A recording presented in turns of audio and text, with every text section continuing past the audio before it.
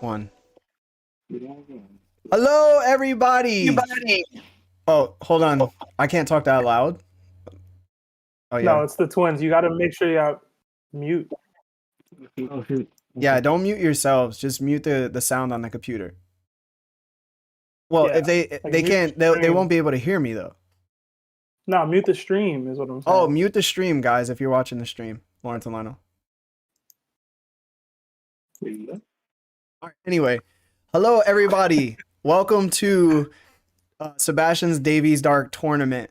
We are live right now. This is episode 9. First and foremost, I do want to thank Sebastian for another episode and creating another bracket for all of us to enjoy.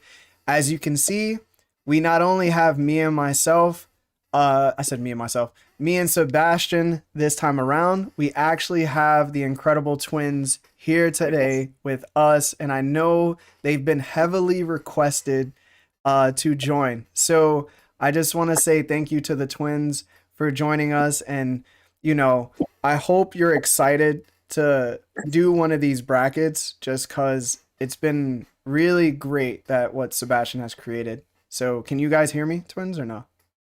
Yeah. All right. Yeah. You're fine. So I just I like to give time to people to talk, obviously, and I only run the show for the first like minute or two. So Lawrence and Lionel, do you just want to say hello to the people who've been asking for you guys? Also, you just turned off your camera. They gone, All right, there you go. Gone. Do you guys want to Oh, say they're what's back. up? You want to say what's up to the fans? Hey everyone. I'm glad to be here for the first time, for us, our first time on the Davey Back. We've been trying to get in for a long time, but our schedule is kind of chaotic.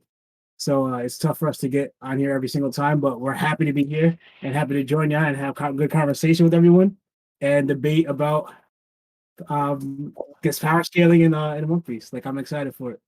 Yeah. Lionel? You pretty much take the words right out of my mouth, but I'm really happy to be here again. Like, we wanted to do this for a while. We did watch it a couple of times too on stream. So like when we missed it, we watched it, and like we liked the video. We appreciate the support and everything. So like we're just really happy to be here because again we watched it. It's like, oh, I wish I was there in that episode and speaking with everyone, and their views on their strength of the characters and stuff. So again, looking forward to it. We're gonna have a good time. Yeah. So for anybody that joins in the Discord, you're more than welcome to join the entrance to the den within our Discord. And then when Sebastian and myself start dragging you over into the private channel, we will do so. The only thing I do ask is that you please watch your language. 1, 2, remember this is not an argument. It is strictly debate. We are a hub of conversation, which means when we have conversation, we have to let one person talk at a time. If it gets too chaotic, I will tell you one at a time. I'm going to say that a bunch of times because I know One Piece is something to be very passionate about. But if it gets too chaotic, it doesn't sound good to anyone at all. So that's all I have to say. Other than that, I'm super excited to have my brothers on, and I'm super excited to talk to everybody else. And now it's Sebastian's show. So, thank you, Larry, for the introduction. Hello, everyone. Welcome to Davies Dark Tournament, the show where we have you guys come through to the Discord and champion for your combatants. I just want to echo Larry's sentiments. It's awesome to have the twins here. These are my older brothers. I do take a lot of my cues from them, and I think it's just fitting that we got them in on the duos tournament. I think that just works. That's just poetry. But it's awesome. I'm really happy that they're here. Like they said, their schedule's a little chaotic. They can't always make them, but the fact that they're here now is pretty awesome to me. And it should be a really fun set of matchups that we have this go around. Larry already went over some of the basics, but I'll go over the rules and stipulations for these matchups. Again, it is a duo tournament, which means everybody's fighting with a partner, and you have to determine which teams will win under the circumstance that one of the people, if one person goes down on your team, you lose. So we have some very interesting matchups, some very interesting pairs where you're trying to see what the best and most dynamic duo in all of One Piece is. We've already had some really interesting matchups so far. and we're basically about to hit through to the second round. I think we have one more first round matchup to go. Like Larry said, we're gonna drag each of you guys in groups, maybe in smaller groups because we have the twins this time. We got to get their takes, but we'll see. Essentially, we're going to be bringing you guys in as groups, getting your takes. You guys can champion for whoever you think is going to win. We're going to cast votes. Then me, Larry, and the twins will also cast our votes to determine who's going to the next round. Like I said, you have to determine who wins the matchup based off the fact of whether or not one of the persons in the matchup will be defeated. Not both of them, not one person taking on everybody. So also factor in partnerships, how well they would work together in a fight, etc. And I ask that you guys remain muted until you are called on. Like Larry said, we're not trying to argue. I know me and Larry had a bit of an argument in the last episode on Monday, but we try to be respectful and have everybody give their takes one at a time, and then you can counterpoint. You can ask to speak up and then counter somebody's point that you might disagree with, or substantiate their point. But in general, one at a time. We don't want to be yelling over each other like me and Larry were doing a couple days ago. So, without further ado, Hold on. Larry, I don't know. Seb, before you finish, I do want to shout out yesterday's podcast was with me, Hime, and Chestnut, and we had a really good podcast. So if you guys want to watch that, it is the Secret Voice Century episodes, episode 8. And I want to shout out to Void for making the thumbnail for that. And also the thumbnail for Sebastian's Davies Dark Tournament is actually Sebastian as Blackbeard, and it's myself as Law. And that was made by the amazing Chestnut Tanuki. So if you guys are interested in some art and you need some probably thumbnails, if she could make it for you, contact her. She makes commissions as well. And so does Void. So I just wanted to shout them out beforehand. Yes, Chestnut, Void, shout out to y'all. Y'all guys have made our last few thumbnails. They've been awesome. I love that Void Century one that Void did. He did give us a sneak peek with the eyes. It came out even better than I imagined it was going to be. Shout out to him. And Chestnut, I love it, yo. I love me versus Larry. Blackbeard winning in the manga and Blackbeard winning on the DDT as well. You feel me? Although he totally lost already. He may punch in the air right now, right? Punch in the air that you said that. Listen, it is what it is. She be all right. She gonna DM me. She gonna DM me and be like, "Why did Sebastian say that on live?" All right, but Larry, before we get into Dragon Ball, we did have a $2 super chat from our guy Strad. It says, "Damn, they looking hella related from this angle." Oh man. Like, wait, who? All of us, or just us two? Just you. Well, probably all three of you. Yeah. Well, Strad's probably talking about me and the twins because we're like bald. I think he's just talking about the twins. Yeah. We also got a membership to Nakama from Carson Cardova. Thank you so much to the membership. Feel free to use all the new emojis and emojis you get with the membership status to Nakama. And then we got a $10 super chat from our guy Donkey. It says Buggy and deadweight Shanks going all the way. Hashtag Buggy gang. Hey man, he's one of the top favorites. He's definitely one of the top favorites. Yeah. Did you drag Chris in here? He just jumped in here. Chris just jumped in because he doesn't know how these work since he's never here. Chris, we're gonna drag you in, bro. Give us a second. But anyway, man. So from what I saw, I remember I saw Strahd come in first. I'm gonna be so real. I saw Ragnar in here first, I think too. I saw anime messy hair guy. And I forgot who the fourth person was, but you let me know who we should put in for the fourth. So here's a question. Because we have the twins on as well, do you want to just do 2 people and just do like a rapid fire kind of, or do you think we should do 4? I think we should give the twins the full experience, bro. I don't think it should change. Yeah. Because you said we're gonna give our opinions at the end, right? Yeah. So I mean, let everybody else go, let the twins see how it works out, and then we'll be straight. So who's the first people we're putting up? It's Kizaru and Fuji, right? It's going to.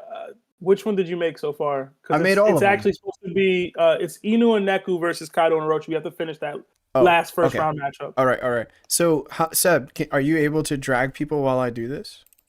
I should be. Yeah. Okay. All right. Did we decide on who we're dragging? Because I'll just go in order because I'm lazy. Listen, bro, it's completely up to you. All right. I It's do whatever you want to wanna get do. Chris in here, although he's skipping the line just because he hasn't been a part of one of these yet. I do want to get a mix, so I'll do Chris. I know that Hime said that she wants to be on the Buggy and Shanks one. Okay, so we'll wait on Yeah. that one for her. Yeah. We'll do Chris. We'll do Javerse because they're always a good mix, the two of them. I'll do Taku. Is Tate in here? I don't think Tate's in here. Yeah. And I'll do Blurred. Hey guys, how are you? How are you doing? Doing well, man. Good to hear from you. Reverse mad professional with it. Oh man, but how's it going, guys? Y'all know the deal. Taku, Javerse, Blurred.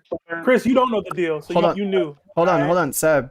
Lawrence and Lionel, since you're getting like feedback from us talking, just mute yourselves until like we can call upon you and then you start talking. Okay? Just because like the feedback keeps like coming out into the stream. Okay. You know how to mute yourselves, right? Just push oh, there you go. All right. There you go, Seb. My fault. All good. All right. Y'all know the deal. We discussed the topics. You guys got to figure out who's going to win, what diff, and why. This matchup, we have Inu and Neku versus Kaido and Orochi. And I know it's a little unfair to do this retroactively, but I decided to add a stipulation that that Inu and Neku are in full Sulong mode for the entirety of the battle, however long you think it lasts, simply because there would be no other way for them to stand a chance. I just want to say that Nurtaku looks like he belongs on a fireman calendar, bro, and I'm ready to buy it. I'm ready to buy it. Looking good, bro. Yo, it's the stash. I see you. You been hitting the gym, bro? Look, I mean, every day. Just saying, man. Bro. I see it. Yeah, man. Let me know when it's coming out. I'm trying to buy one. The mustache is going away tomorrow. It's not gonna be November anymore. Oh man. All right. Okay. I hope that's one of the two that you were consistent with this November. Yeah, that's the only one. I failed, bro. Second day. Easy. All right. I got this. I better be getting something.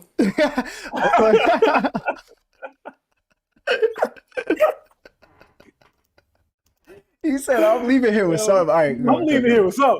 All right. Good. All right. Oh man. All right. All right. What's up, Taku? You still feel feedback from me? Still hear nah, it's only when we talk. Like, yeah, it came up a little bit. Came up. Yeah. All right. Go, Sep. All right. What's up, Blurred? What's up, Javerse, Taku, Chris? All right. We'll go with Taku first because he was on camera and he was looking spicy. Mm-hmm. All right. Taku, who you got? What diff and why? All right. Okay. So the stipulation for this, I was like, okay, that might be all right, but we saw Kaido handle these two when they were Sulong with more people. And so it's like it would be blasphemous to say that this is even close to anything. I would say that it's almost no diff if Kaido actually goes all out. But I'll just give it low diff because Kaido likes to play with his food. So he'll get hit a few times. It'll look like it's a big deal, but it's not. I'm gonna say Kaido and Orochi. I'm just going no diff. It's not even a challenge. That's fair. That's fair. I almost added way more to this. I was gonna add like all the scabbards or all of Wano, to try to see if I can make it fair. And you would have had to add Yamato. Like that would have probably been about where that competition is. I thought about doing that. I honestly did, but she was also in the comp already, so I didn't want to add her. You could have But added Momonosuke with like full dragon ability, and he knows how to use all of Kaido's stuff, and it still wouldn't have been a challenge. yeah, but it is what it is. You know, some of the earlier matchups are always going to be tougher. And in this case, even with all you have to do is take out the guy once, Kaido has an unfair advantage over most people because you got to like kill Orochi like 8 times. So Kaido's looking good for the next couple. That's all I'll say. He got the right weak partner out of anybody, you know. But all right, Taku, I appreciate your take. Blurred, what's up, man? Who you got? What diff and why? And I apologize. This is such a trash matchup, but it's just where very we at right now. But yeah, I'm agreeing with my boy Taku on this one. Yeah, Kaido and Orochi definitely got this. Nice to say mid diff. Be nice, even though it's definitely not diff at all. Do you think they even get Orochi out of there one time? Is that's like how many times do they kill Orochi even? No, not even once. They might kill Orochi maybe twice at the most. That's if Kaido is like not really caring about the whole thing at all. If Kaido's like Orochi, you handle this for now. They might kill Orochi twice, and then when he sees Orochi, like, okay, bro, you ain't doing that. Let me go ahead and knock these guys out real quick and get this over with. Okay, no, that's fair. We'll probably keep this one quick because it's such a trash matchup. We'll try to get to the next one. But all right, Javerse, who you got? What diff and why? So this would have been a better stipulation. Probably would have been that Orochi only got 1 life, but yeah, I'm gonna have to say Kaido. I'm gonna be generous and say mid diff as well. I feel like he's gonna mess around a bit, just enough for them to get off at least maybe like 5 kills off on Orochi. But I don't feel like they last long enough to get the full 9. Yeah, damn, it's 9. Yeah, you gotta kill him 8 times plus the 1 extra. Yo, Kaido gonna be hard to beat. Kaido gonna be hard to beat in this matchup, bro. In this tournament, bro. He really is. Even with Orochi's bum ass. But all right. That's fair. Larry, you think I should have made the stipulations different for this one? Nope. Nah, you think it's... I mean, this is They like... made it like Jack instead of Orochi. Jack's stronger than Orochi. Jack's too strong for that. Yeah. Bro, it would have to be like one of the gifters or something. I don't know. Like Bao Hong or something. Yeah, maybe Bao Hong would have been a better bet. But, all right. Chris, did you figure out how to get off mute? Y'all got jokes. Nah, I think the stipulations are fine too. You know, this is a higher ranked seed against a very low seed. So to me, it's an easy low diff. I don't even know why we're overthinking it. Kaido might take 7 of Orochi's lives for the fun of it before beating Dogstorm and Cat Viper. Yeah, I don't really see it as much of a challenge. If Orochi did only have 1 life, then I think Cat Viper and Dogstorm have, of course, better teamwork, and they could probably come up with a plan to get rid of Orochi first. But seeing as he has 8 lives, or I guess technically 9, it's a low diff, easy. Okay. It's good to have you on here, man. I expect you to be a part of these going forward, Chris. Of course. I've been busy, man. You have to stop ducking me in the DMV. I didn't duck you in the DMV, bro. You get to the wrong address. That's all you. My fault. But all right. I don't think we're gonna get any different answers than this, Larry. We can go to the Twins and us and go to the next round for these guys to get a real matchup. But as a fan, I want to hear the Twins. Yeah. You guys can come off mute, guys. You hear us? Yeah. Yeah, we get you. Yeah, pretty much the same, honestly, because like we already know how beast and a monster Kaido is. Like his durability lasts for days, and they don't have like advanced Boshoku Haki like that or King's position to hurt Kaido at all, really. And like, again, if Kaido wants to, he could tiptoe and I want to let you beat Orochi to a certain point, then I'm just gonna speed and take you guys out. Like Kaido's crazy. Like whether Kaido will care to protect Orochi, that's up to him. But again, Kaido, this is a no-brainer. Kaido's taking this thing out. All right, Lawrence. And yeah, I definitely got Kaido and Orochi's team because also too, even though Orochi is the weak link here, he's the non-fighter, but he is still a mythical Zohan if I'm correct, right? So they didn't really allude to Neko and Mushi, even though they're minks, being great endurance, like the Zohans, like having great endurance or being that durable, or they're just strong, you know. So with that in mind, so you have two people who are ancient fighting. Kaido and Orochi are two mythical Zohan abilities, so that durability is going to factor into. Plus, knowing that Orochi has like what 8 whatever lives to him, so with that in mind, Kaido could use to protect him, but as a durability wise, he's going to be able to fend for himself. Orochi in that small aspect of just durability, and then Kaido's just going to do the rest. So to me, it's hands down Kaido. Kaido's too much of a powerhouse for them to even do it, because we already saw how much with the Scalbers them going along. They didn't really do much. In just 2 of them, even if it's too long, I don't see them getting far. Okay, that's real. Blur, did we just get a face reveal? Have we seen Blur? Yeah, we've seen Blur before. Yeah, no, we've seen Blur. I don't remember. Have we? I don't remember. He be on game nights. I don't be all the way.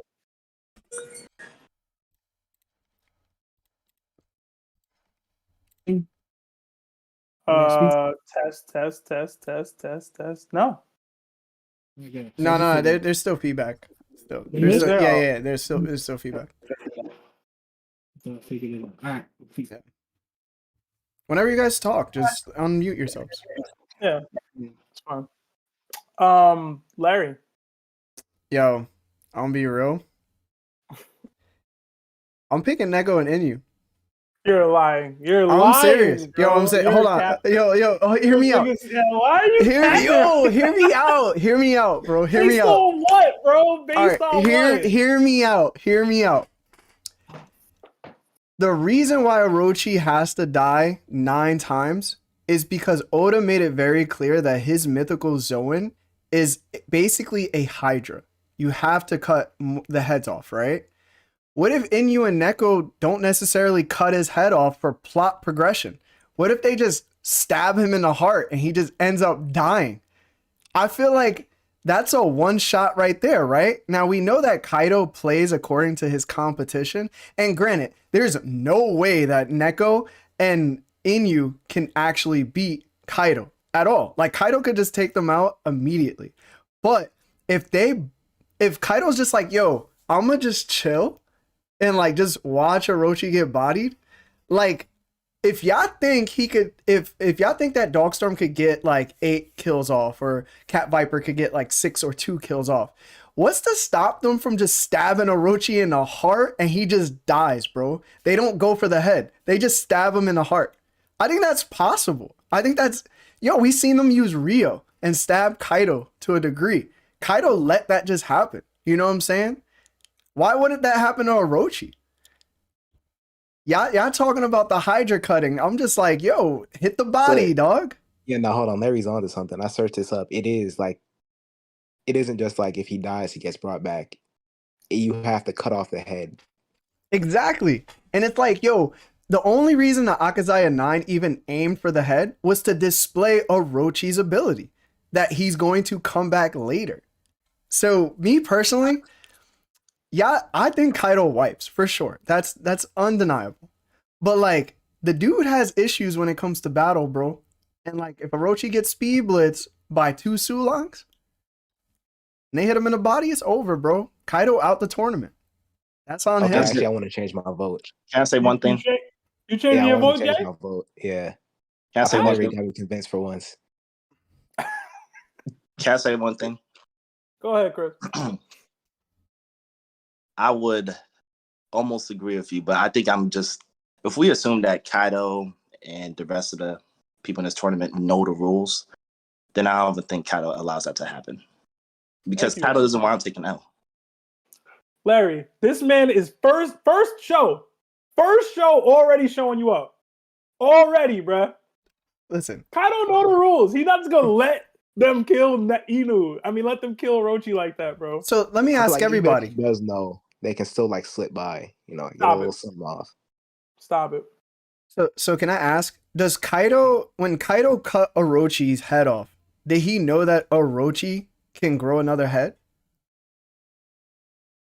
He did not know that. No. Did he, Nah, he didn't know. did he know I if he don't was think he knew. alive? Like, I don't think he ever found out that Orochi was still alive. I mean, that would make more sense that he would protect Orochi even further, right? But I'm just He's saying, like, man. dang it, I just made a bad point. I'm just saying, man. Maybe, Listen. bro. Listen, Larry, you the Kaido guy, bro. You don't gotta do this. You don't gotta lie to the people. All right? Yeah, it's pretty far-fetched to think that Kaido's just like, nah, I'm cool taking an L, even though I know the stipulations of the tournament. Like, it just does not seem like him. I mean, but also, isn't it with Hydra that like you to even kill it, you have to shut off the head. You trying to kill it any other way, it doesn't die in the first place.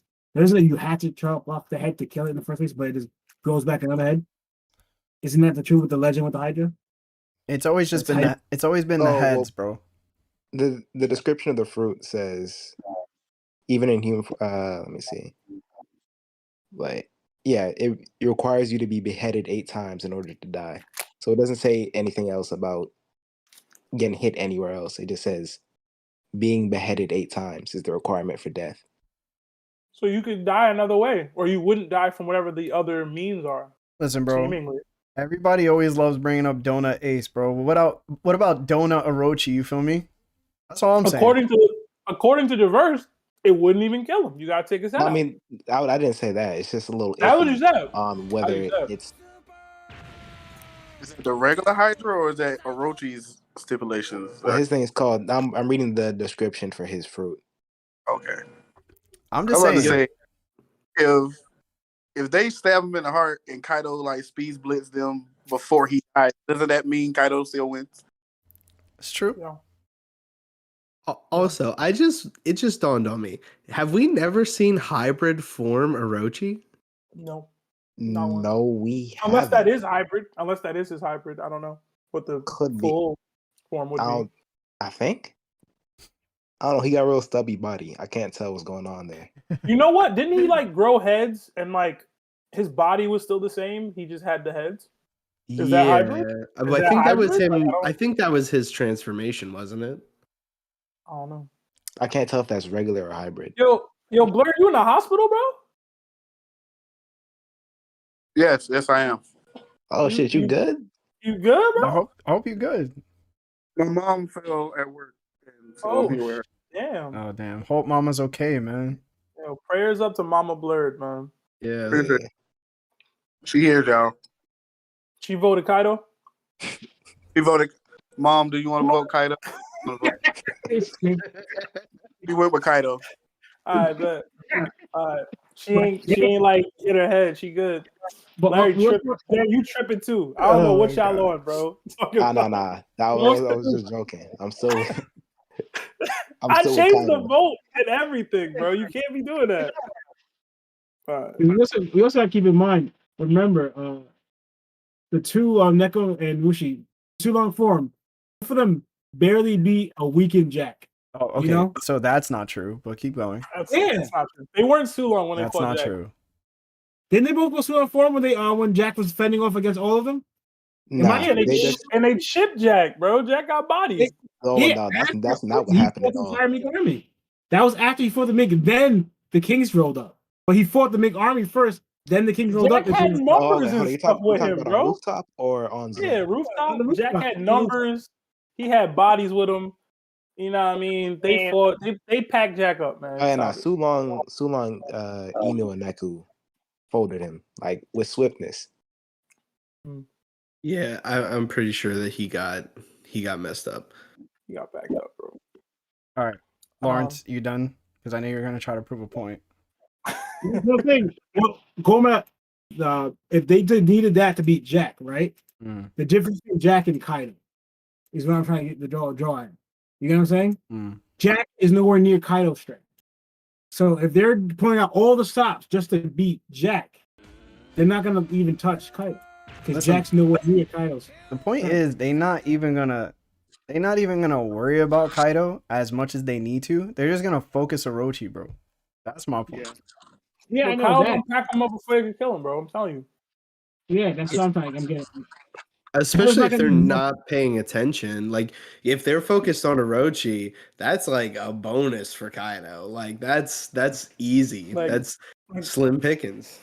We gotta hope Kaido's drunk and doing something else. Like Black Maria showed up or something. Yo, like, most likely we know that Kaido's just gonna go into dragon form. He's gonna start doing wind scythes. Probably gonna hit Orochi too, bro. Stop it, bro. I'm telling you, bro. Is he gonna hit him 9 times? Yo, he might hit him. Yo, he don't need. Yo, he might. Yo, he might not need to. He might just cut Orochi in half. I'm gonna be real. But Orochi not dodging any of those 9. If we do, he getting caught every time. Lose by killing Orochi. That's the only way he can lose. That's the only way he can lose. If Kaido accidentally kills Orochi, he's gonna be like, to make it more interesting. All 3 guys fight me. That's what Kai's gonna do to make it more interesting. All right, so this is a clean sweep, I'm guessing. Yeah, it's a sweep, bro. I'm not changing my vote either. I got that. It's okay, Larry. I'm not changing my vote. Larry, okay. I think you're starting to just like embody like the hate that is spewed towards you because they're like, yo, everyone thinks I have L takes. I'll have L takes. I'll show them. Yo, that was a W take, yo. That was a terrible take. Yo, listen, bro. You almost had me. I was trying to no proof. I was trying to tap into my inner par/chestnut W takes, bro. You know what I'm saying? I was trying to convince y'all, bro. With that, you lost 10% of your hockey. Yeah, can Larry, you go backwards? Larry, you gotta understand. Chestnut only capes for the losers because they're losing. She doesn't actually believe that they're gonna win these fights, bro. Listen, she bro, just does it was close, bro. I would say that's true, but I'm on her TikTok too, so she definitely capes for like the losers, but she has proof to back up some of her stuff, especially when it comes to Nami. Listen, she bro. said Nami being queen in a fight, bro. No, she don't. I low-key believe it. She said low diff too. All right, bro. She said low diff. So we should. All you need is rain and lightning, and she got that on lock. He's a cyborg. That's just everything playing into like matchups matter, which if I'm correct, is something that you say all the time, Sebastian. Yeah, but Sebastian also doesn't know anything about One Piece. Listen, matchups matter. It just there's levels to this, bro. You can't be Nami fighting a calamity and then talking about matchup. Nah, there needs to be there's a bar. Yeah. Okay. There needs to be some level of evenness. And screw you, Larry. All right. I heard what you said. But we're gonna move on to the next matchup. Larry, did you make this matchup? I was gonna do Mihawk and Crocodile versus Kaido and Orochi. No, bro. How would I make that? I don't know who would win. You knew who was gonna win between Kaido and Neku, bro. You know that. You sent me pictures. Obviously not. Oh my god, bro. I wanted to do that one next. You sent me pictures, and that was it. Mm-hmm. So we could go to the next one. I gotta scroll all the way back up here. Mm-hmm. Mm-hmm. Mm-hmm. All right, it's good because we got Chris and Javerse on this one. I'm gonna keep you guys on for this one because it's a real matchup, and then we're gonna bring people in. We'll get shorter answers from you guys, next group, but essentially, it's gonna be our top seed, Fujitora and Kizaru versus the dynamic duo of Zoro and Sanji. Can 2/3 of the Monster Trio take out Admirals currently? And we'll start with Chris because he went last time.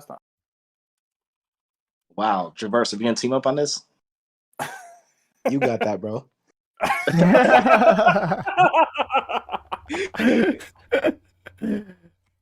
Honestly, I need to think on this. If you could call someone else.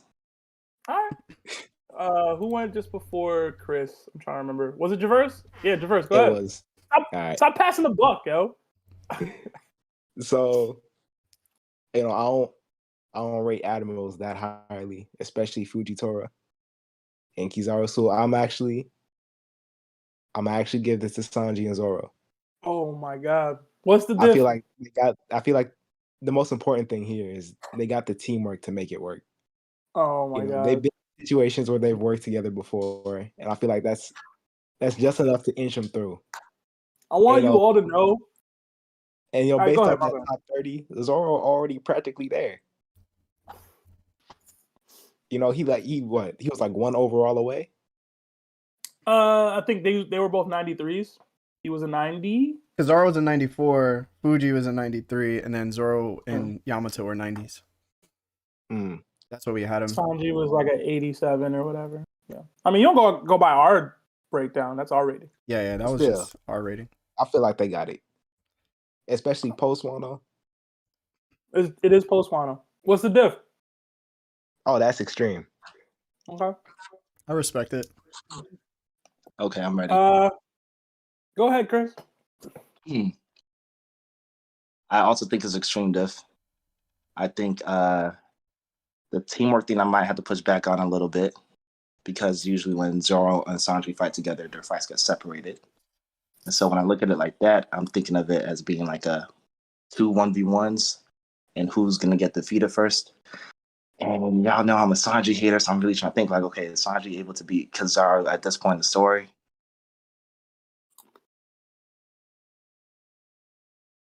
Are you asking us?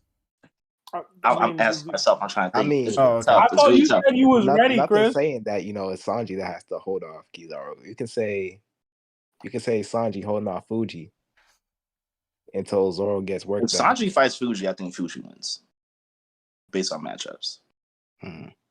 Because I think Fuji uses gravity to slow down Sanji's speed or whatever speed buffs he has. So I think it'll make more sense for Zoro and Sanji for it to be split so that Sanji fights Kizaru. And I'm not an ammo guy myself, but I am starting to think that the ammos are stronger than I thought they were. And I'm not sure at this point in the story, Sanji as well as Zoro are at their pinnacle strength, which I think that'll be necessary in order for them to beat ammos. So I'm going to go Fuji and Kizaru, just out of respect for them. But y'all know I'm a huge Zoro fan, so for me, saying that is actually I changed my mind. Now I'm gonna let my bias take over. Zoro and Sanji. This whole argument he was presenting, and now it's just gone. No reason. No reason. You were debating yourself the whole time. That's gang right there. Honestly, I feel like there's no wrong answers. I think it's just preference. It depends on your own headcanon, So I'm gonna go with Zoro and Sanji. All right. Blurred. Cool. I'm gonna make this quick. First, what's the highest diff it could be? Extreme. Impossible diff. Okay. What was it on Gears, Larry? Insane, and then it was like I don't remember. It was something like that. I'm gonna go God diff. God.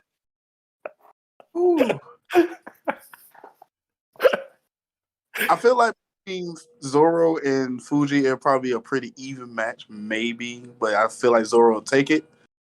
But with Sanji, his hockey, I don't know if he'll be able to get with Kizaru like that. So it's really based on Sanji and Kizaru whether his hockey is enough to, because Kizaru's really fruit based on him, and we really don't know about his hockey as well. So I'm gonna go Zoro and Sanji. Oh my god! Yeah, y'all killing me. I'd love to see it. Hey, God. Creating new diffs simply so you can choose who you want to choose. That's different. That's a first. Yeah, honestly, I changed my mind. I'm gonna go with Fuji and Kizaru.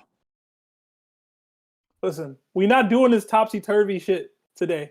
All right? No, I'm sticking with Fuji and Kizaru. I changed my mind. I'm sticking with it. No explanations. Y'all got it. All right. Taku.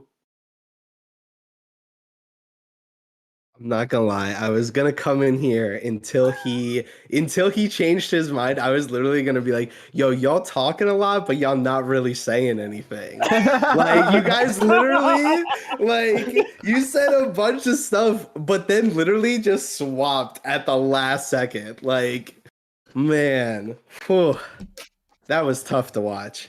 So I'm gonna go with pretty common sense when it comes to this. Sanji and Zoro are a great duo. Like honestly, if you put them against a lot of the other like duos in this tournament, I think they would come out on top. That being said, I think as far as admirals, they are the counterparts, the fights that would happen if they were to fight like that. With obviously Luffy fighting Akainu and so on and so forth. But I think when it comes to this, they're not at that level. They're Yonko commanders, and we all know, and except for that one guy who was just like acting crazy when you guys did this the last time.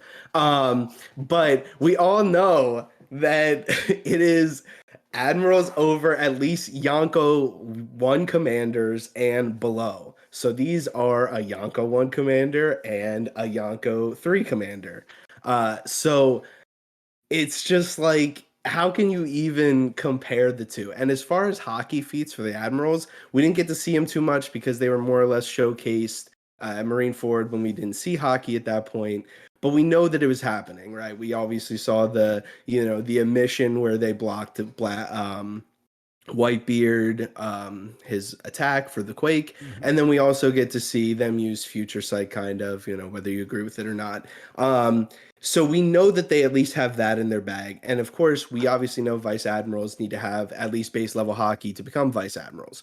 So we obviously think that Admirals would be above that. So to not say that they have at least as impressive hockey along with like really broken fruits, it would just be ridiculous in my opinion. So I think that it is Fuji and Kizaru, and I would say that it is high diff. But the reason I say that is just because of the fact that I think that where the Straw Hats are going to be, where they are at right now, versus where they need to be when they have that Admiral fight is two very different places right now. So I would need to give that respect to the Admirals if they're going to be those strong opponents near end of series. So sorry for the long-winded part. High diff, Kizaru, and Fuji. No, I thought that was well said. That was very well. My answer, but that was well said. That was very well said. Seb, I'm so sorry. I had to just add one last thing, and I'm done. What? Because I'm changing my mind again. Because one of my favorite words, narrative. I think when I reflect on the matchups that Zoro and Sanji and characters like Luffy have, they usually start out weaker than their opponents, and then they had to power up to defeat them. And I do think that the Admirals are the next step for Zoro and Sanji. And so I think that heading into the fight, Fuji and Kizaru got it. But, during the fight, narratively speaking, Zoro and Sanji should be able to figure out a way to defeat them, go past their limits, mature, haki up, etc., etc. So I'm flipping it back to Zoro and Sanji. All right. Does anybody else want to flip before I drop y'all? Okay. No, I'm 10 toes. 10 toes down. Okay. All right. Okay. Well, I appreciate all the insights. By all means, stick around. We're going to have a lot more matchups today. We could drag you guys back in here to speak on it. But we'll get another group in here, Larry. All right. All right. Drop. Let's get Strahd, Ryunosuke, Aaron Tate, and Oz. There you go. But we'll get another group in here, Larry. Oh, mute the stream. Please mute the stream when you guys come into the Discord. Yo, what's up, guys? Hey, what's up? What's up? Who was that? Ryunosuke? Ryunosuke, I saw you ask to jump in on this on the YouTube stream.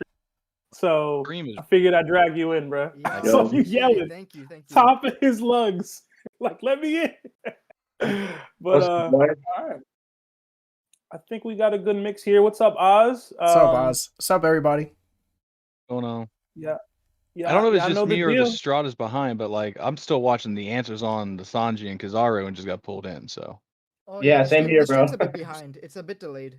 Yeah, the stream is always gonna be a bit delayed. Yeah. Yeah. It's never been that delayed before me, so my bad. Yo, Tate, you look like you about to drop a mixtape, bro. Yeah. I don't know if that's racist or not, but that is dope. I think it's racist adjacent or something like that. It's somewhere. Yo, good to see What's you, up, Tate, bro. Tate, I'm sorry I broke up the Taku and Tate dynamic. You wasn't in. I saw Taku and I dragged them in. My fault, man. We shot back in here. If you didn't see me along with Taku, you should have waited, bro. You right. That's on you. You right. You right. That's on you. You was late. That's on you. That's my bad. You know it's supposed to be TNT.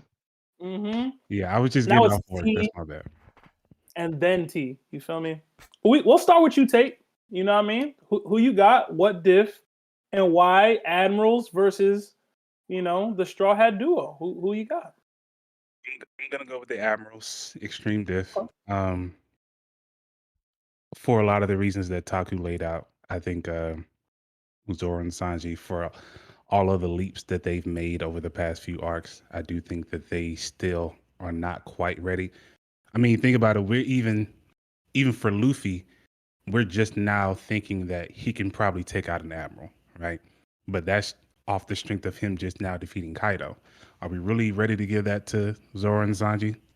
I don't think so. So yeah, I think you have to give that respect to the admirals. I think they are still at a level above where Zoro and Sanji currently are. I don't think they've put in the amount of work necessary to give them that respect of defeating the admirals yet. So I'll go Admirals Extreme Diff. Okay, that's fair. Strahd. Hola, how's it going? What's up, Strahd? What it is. Good to see the twins here. I want to say that before anything else. We missed not seeing y'all on any day, not a Monday. Hey, how you doing, Strahd? How's it going, guys? It's great to hear y'all or speak to y'all personally. Want to get that out of the way. I'll keep it brief. Y'all guys know where I'm at. I have crazy takes. I'm not gonna make it that crazy, but I am gonna take Zoro and Sanji at Extreme Diff over the Admirals, just because we already said headcanon. Just play into it. But I'm considering, Azura conquer coding Zoro with, Ifrit raid suit Sanji. I think it very high. No raid suits. What do you mean no raid suit? You don't get no raid suit. What do you mean he It's didn't absorb broken. anything? He oh, you mean just from the power up? Okay, my bad. Right, yeah. What he got from it, not like the actual suit. Yeah. I think it's it's maybe a little above extreme, but I think that they have it. I mean, with the teamwork and of course with narrative, I think they would pull it out. Yeah. All right. Keep Sounds simple. good. Quick question: Wow. Are we taking narrative into consideration with these fights? We or shouldn't. Are we just saying straight up? No, we shouldn't. No. Yeah, we should not. We should not. Yeah, we shouldn't. I haven't been. Okay. All right. Well, I don't change my answer, and you can move on.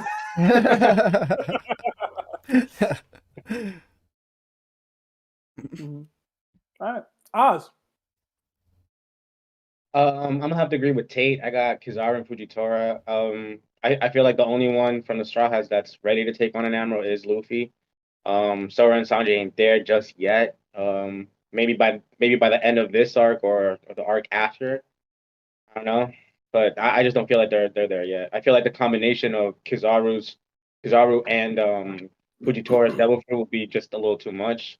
Increasing gravity on them while decreasing gravity on Kizaru, maybe increasing his speed a lot more. I don't know. I got the Admirals and I got them. I got Extreme Diff. Okay, that's real. Ryunosuke. Alright. Personally, I think it's gonna be the Admirals are winning. It's a high diff. I think Sanji and Kizaru are gonna be fighting. Zoro and Fuji are gonna be fighting.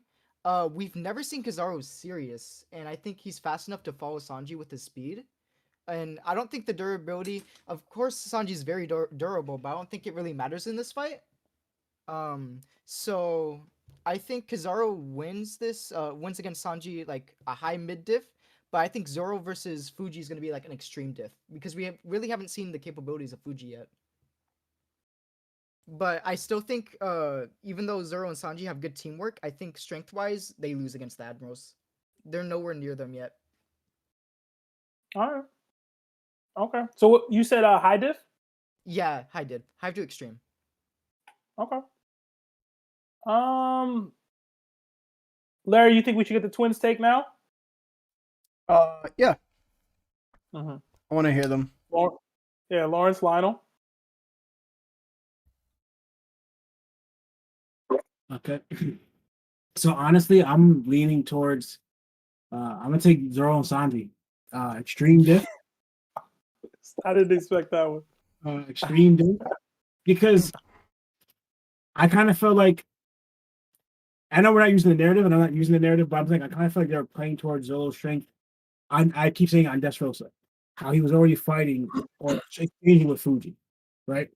And that was that, right? And we're seeing Zoro with the extreme growth he had now. And also, too, we haven't seen Zoro fully go all out, except for kind of with King, right? That's mainly because he was focused on his sword. So, what I'm leaning towards mainly is their potential. Zoro and Sanji's potential in fight and how they're able to adapt and grow in fights. They seem to excel already, I guess, with the Admirals. So, at Fuji, right, and his main thing is like putting on gravity, but we've seen Zoro kind of get out of that, like putting a little effort into it, you know? And that's on Dressrosa. I'm not adding even the whole, because it's non-canon with the bullet movie. I'm not even adding that, right? But to me, they kind of play toward that where Zoro's at, especially then, and that's before you see Zoro any of his hockey really that much yet. And then Sanji with his with exponential growth in speed and durability, I think again that was the beginning of what Sanji's capable of with his regeneration and how fast he's able to move. But I think the more Sanji, because the way his father Judge created him, the more Sanji fights in his battle, similar, I'm thinking like how that hockey grows, Sanji's ability is going to grow within battle. The more he uses, the more he excels at it. So just so you like with hockey, the more you are Bueno State, it's going to grow. It looks like that's because you think about like again when Sanji was when he was a kid and all his brothers. Have you noticed the training that his father kept putting them all through to test their abilities? Right, every single day they were running and swimming, going through all these tests to help them grow their abilities. But Sanji was happening to be a late bloomer. Now it's excelling exponentially. So shows are here. The more it's engaged in battle, Sanji's abilities are going to excel. They're going to grow. What we've seen a little bit against Queen. We saw how fast he's able to move that fast when he became invisible. He moved that fast. So that's an example of the potential that more they and Zoro too. That the more they fight, they're going to grow because how their talent and their natural ability to in combat. So with this, I'm using that as an example to like that's what I say extreme diff because yes, I do believe the Admirals, as in Fuji and Kizaru, are probably stronger or are stronger at this point. But I'm lying on their potential and what I've seen from them in the past. As always already too, because also too like Sanji against Queen. Yes, he struggled, but it wasn't like Sanji went to death with him. You know, Sanji was able to go that fast in the fight. Was able to beat Queen. So you can kind of argue he's actually above second Calamity strength or second division commander strength, or however you want to word it, Sanji, right? And then you have Zoro, right? He was in a weak condition, yes, with Kaido, but then yes, he got temporary healed, but it wasn't a full healing. And then, right, the sword was just kind of distracting him. The main thing, like with how I look at it with the fight with King, definitely mimics the fight with Mr. One. Because if you look at it, right, Zoro's main problem is that he couldn't get through the exterior. Mr. One, he couldn't cut the steel at that time. King, he couldn't cut through the ancient Zohan plus the Lunarian shield right here. But Zoro was landing. If it was a normal fight, Zoro would have stopped that fight with Mr. One and King a long time ago. But he couldn't get through. Then, through his talent and his potential, he able to find the strength through his hockey, whatever, to cut through them. And once Zoro found that, all right, I have the strength to cut through him, the fight kind of ends relatively quickly. So showing that Zoro's fighting ability and strength was already there. It's just like, oh, what the natural talent to Mr. One and King is that normal attacks don't affect me because I'm steel or I'm a Lunarian blood and I'm an ancient Zohan. But before, we saw that Zoro was just landing on them constantly, right? So the fight could have ended earlier if they didn't have that special. But Zoro overcame their special, I guess, endurance through his hockey. So that's what I'm talking about, the potential where they keep growing in fights. Where I'm leaning to, like, for instance, where Fujitora and Kizaru necessarily don't have that. Yes, one's a Lagia, but that's susceptible to basic hockey. And one is a human with gravity. We see Zoro and out of that gravity. There's probably levels to his gravity, of course. I don't see why there wouldn't be. But we seen on a basic level, Fuji was actually shocked that Zoro was able to throw off his gravity when he put it on him unexpectedly. So I'm using this. I can see there's a lot of pushback, but that's why this is how I see it, and that's my take. Lana? Now, what Lauren said makes sense to a degree, but I'm going with the 2 ammos. I do believe, even on the podcast, I said that I don't fully believe that Zolo is ready for the 99. I mean, for the 90 slot. I mean, goodness. Obviously, he has King's position. We've seen him leaking it. Like, that's impressive. But again, like Kaido said to Luffy, like, Luffy said that his King's position leakage was clumsy. And Luffy got trained indirectly in King's position by Rayleigh. Zoro didn't know he had it. He didn't get trained in King's position usage at all. And he's whipping it. Again, it's impressive. We saw how much it was leaking out. But again, Zoro fully can't control that yet. Luffy's a lot more farther in controlling that ability than Zoro is. And we saw how much difficulty Luffy was able to, what he had to go through to even master control that much to fight Kaido. Because he lost. Then with Sanji, the same thing. Like, because again, I'm mostly focused on, I'm going on everybody's side. And I'm thinking of, again, the Admirals. They have Event Shield. They could, like we saw their hockey, granted, it was combined, and it was all 3 of them, but they're able to black wipe it quick. Right? I don't know the level of, the 3 of the Admirals hockey level, like by themselves, but I'm adding that, like, also with their ability. Because again, I believe that Kizaru has, the Straw Hats so far, Luffy is the only one in the Straw Hats who dealt with Awakening. The only side has not dealt with somebody who could do Awakening, especially on an ammo level. Plus, with their hockey. And again, they're not fully ready for their capability of fight. Again, the Calamities are weaker than the Ammos by a decent margin. Now you're having them with Awakening, their advanced hockey usage. Like, again, over time, I do believe like they could probably level up during that fight. And again, with Zolo, I don't know if Zoro could hockey with King's position, because King's position is the highest hockey, could cut through Kizaru's Oshoku hockey through Shield. I don't know. I haven't seen it yet. We have to get that clarification. But if Zoro can, and they can block his attacks, that's going to be trouble because Zoro can't do the Shield one. All Zoro has hockey hardening and King's position. Granted, I know observation. I don't get it. I know it's impressive that Zoro cut King while he was in flames. So he had that durability, and Zoro cut through King's blade, and it was black hockey. That was impressive. Zoro did that with his King's position. So I don't know if that interferes with the Shield, but I haven't seen the Shield get cut through. So that's the only thing I think. The Shield has not get cut through, but to my knowledge. That's the only one I can think of will be King's position. And that's just speculation. Again, to me, it's really extreme depth, very impressive fight. I got the Ammos with with their capabilities, their hockey, their awakening. And again, Zolo's and Sanji's inexperience with certain things, especially at that high level. I don't think with their level at right now, I don't think they're ready for that yet. Okay. I love the challenge split on it. Yeah, same. Larry. Yeah, I felt the same. I was like, I'm glad they went split on that. I'm going Fuji and Kizaru. I think it makes the most sense. I had a lot of pushback on what Lauren said specifically, but I think that Lino came in and really said what needed to be said. Regarding, I hate the fact that like this is where when we talk about matchups, especially in like a tournament form, I love the fact that like narratively, nothing else matters in that direction because we're simply talking about 2 characters, where they're at right now, and what their feats so far have been up to this point. That makes things so much easier. I just feel like you can't just say Sanji is going to power up from like barely beating Queen to now he could just take on an Admiral without actually being like, okay, can he actually take on Cat or King and be able to actually beat them? And if there is, then I would say it's probably an extreme diff for him personally.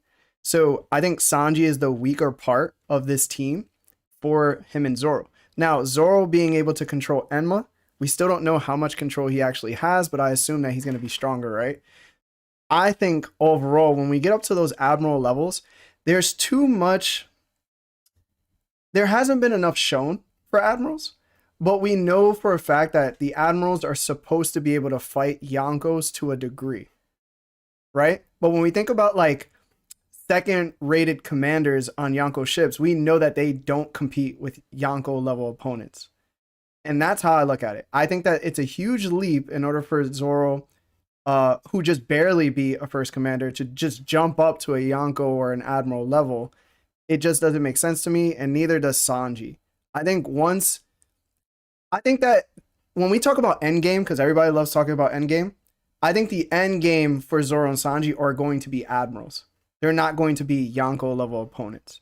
They're going to have to try to fight the admirals first. So I got the admirals. I think gravity is insane. We still don't know if Fuji has awakening, so I'm not going to speculate. But I will assume that they can't beat the admirals. Straw got a lot of pushback on that one. Straw, I'll let you go, but I'll give my take first real quick. I agree with a lot of what was said here today. On both parties, actually. I do think it's a high diff fight for the admirals, but I do think the admirals take it. I just don't think Zoro and Sanji are ready. They haven't shown enough power to me to be able to actually straight up defeat admirals. And like Larry said, even though we're not supposed to be putting narrative in these arguments, Larry, he expects them to fight them at the end of the series, as do I. I just don't think, maybe in 100 chapters, the answer will be reversed. But right now, where we are right now on Egghead Island, I can't expect Zoro and Sanji to go up against two admirals and win. It's just not how I feel. I don't feel like that sounds right. I don't think that sounds right. I'm also a guy who rates the admirals very high, so it was going to be an uphill battle for them anyway, even if these are two of my favorite characters. In regards to how the fight will go down, obviously Zoro's fighting Fujitora. Obviously Sanji's fighting Kizaru. Sanji's fast. Is he faster than Kizaru, or too fast that Kizaru can't deal with the speed? Does he hit hard enough to put Kizaru down, who's already clashed with Rayleigh and other strong characters throughout the verse? Zoro, I mean, Lawrence, you said a lot about like Zoro dealing with Fujitora on Dressrosa. I think most people acknowledge that Fujitora was not fighting at anywhere near his full capacity. Yeah. In that fight, like I don't think, or in that arc at all. Yeah, he probably could have handled Doflamingo himself, as much as I love Dofi. And he just straight up didn't. He didn't even move the birdcage. Like I don't think any moment in that that arc was Fuji like, let me stunt for real. So I take that with a huge grain of salt, like what Zoro was capable of doing in that moment. I'm not saying he can't do much now. I'm just saying I don't think that instance is much to go by. In general, I granted we don't know that the admirals are awakened, but if they are awakened, there's definitely not winning. You know what I'm saying? It's just like it goes from high diff to mid diff. And it's funny. I see the twins arguing on mute. It's hilarious. That's so funny. And you know they're arguing because Lionel's like, "Yeah, Lawrence, keep talking." No, Lawrence just said that Sabo beat Fujitora at Dressrosa. All right, so mute up again because we don't want to hear him say that. You hear what I said? We don't want to hear him say that. Mute, I didn't say Dressrosa. Just I mute didn't say it. Dressrosa. I didn't say Dressrosa. First of all, I was talking about Fuji Green Bull versus Sanji and the Revolutions at Mary Drills. Learn to listen before you learn to listen. Either way, You tell him. you know what I'm saying? Like, get your facts straight, bro. Either way, and you said Sanji, not Sanji. Who fought Mary Jones with Green Bull? I'm in sex, Lionel. Juice it. But Keely, all I'm saying, yo, Sabo, like, so you said that fact. Is Sabo, do you have on panel? Sabo fought Fujitora 1-on-1 and he beat him. On panel, you have that. Did I say 1-on-1? I said Fuji and Green Bull showed up to Mary Jones to take on Sabo and the Roof in their food. And I was comparing that to I can say this. Oh, Luffy beat Big Mama Whole Cake because Luffy got what he wanted and dipped when that clearly did not happen. So what are you talking about? Lionel, so What are you talking about? Did Luffy beat Big Mom? No, Let me ask he you. did it. Let me ask you a question. Did That scene logic. We've seen it. No, I was like, that didn't how happen. does that make sense when we have Fuji clashing with Sabo? Luffy clashed with Big Mom, But he fought a 1-on-1? Do you see Sabo fight Fujitora 1-on-1? So Lionel, what do you think happened? You didn't even see them clash. We saw them clash at Dressrosa, and they showed that Fuji and Green Ball took on the Revolutionaries. You saw them go into each other. Sorry. What do you think happened? Sorry. They just Yo, walked out and walked away? I don't mean to be that I've guy, never but my seen neighbors are Lionel trying to this sleep. worked up, son. Yeah, I want y'all to know. Is this how they normally are at home? Yes, I'm for and this is I'm why for we it. started the podcast. Y'all just never get to see this I was version. about Of to say, that. why don't we get to see this? You need a segment of this. This is serious. We need DDT extras every week. Y'all need to show up and participate. This is how it be. Sometimes you'll get this on the TikTok live streams that we be doing randomly. But I love that this came out. Lawrence, I just want to give you some more pushback because I know you're gonna get mad. Sabo didn't beat Fujitora at Mary Joa. Like they did. Bro, I said Sabo's group won. They did what they wanted to do, and then they got away and they achieved their goal. Whatever Fuji wanted to do, he didn't accomplish it. So that's an L. That's a loss. Is it a loss in a fight though? Like Yes, that's what I'm saying. That's like in this fight, there isn't an objective to accomplish other than winning. You know what I mean? Other than defeating at least one of the other people. In that situation, there was an objective. You know what I mean? Yeah. But that's me. I got the Admirals. Ryunosuke, you were about to say something?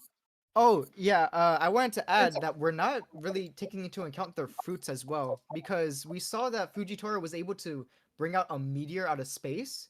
So what he could just do is keep them on the ground with the gravity fruit, and then Kizaru can be in the air and just wail on them with the laser beam barrage. Like, there's a lot of combinations they have with their fruits as well that we aren't taking into account. Like, they have a wide variety of ways to win that Zoro and Sanji literally can't fight against. So, I mean, I still think it's the Admirals. It's just I wanted to add that as well. Shroud, you had something you're waving away. I still think y'all are wrong if you're against Sanji and Zoro. I just wanted to add that. What's the reason though, Stride? Because I said so. It's my reasoning. Y'all invited me in here. You understand? You wanted to hear this. I'm letting you. All right. Does anybody don't make me say high def. I'm keeping it extreme out of respect. So I just wanted to add one more thing because I did think about it. Yo, Lawrence and they muted themselves. So we have to take one person out on each team, right? That's the goal, basically. Like, no matter how strong Zoro may be in comparison to like how strong Sanji is, Sanji still, we don't know this stamina issue, right? Like, if the dude is just flying around and consistently healing himself, right? We don't know how long that's going to last. So I can definitely see the fight going to a certain point where like Sanji's getting too beat up because he doesn't have the necessary hockey feats he's going to need in order to fight these powerhouses with these powerhouse devil fruits. And he's going to get bodied a couple times.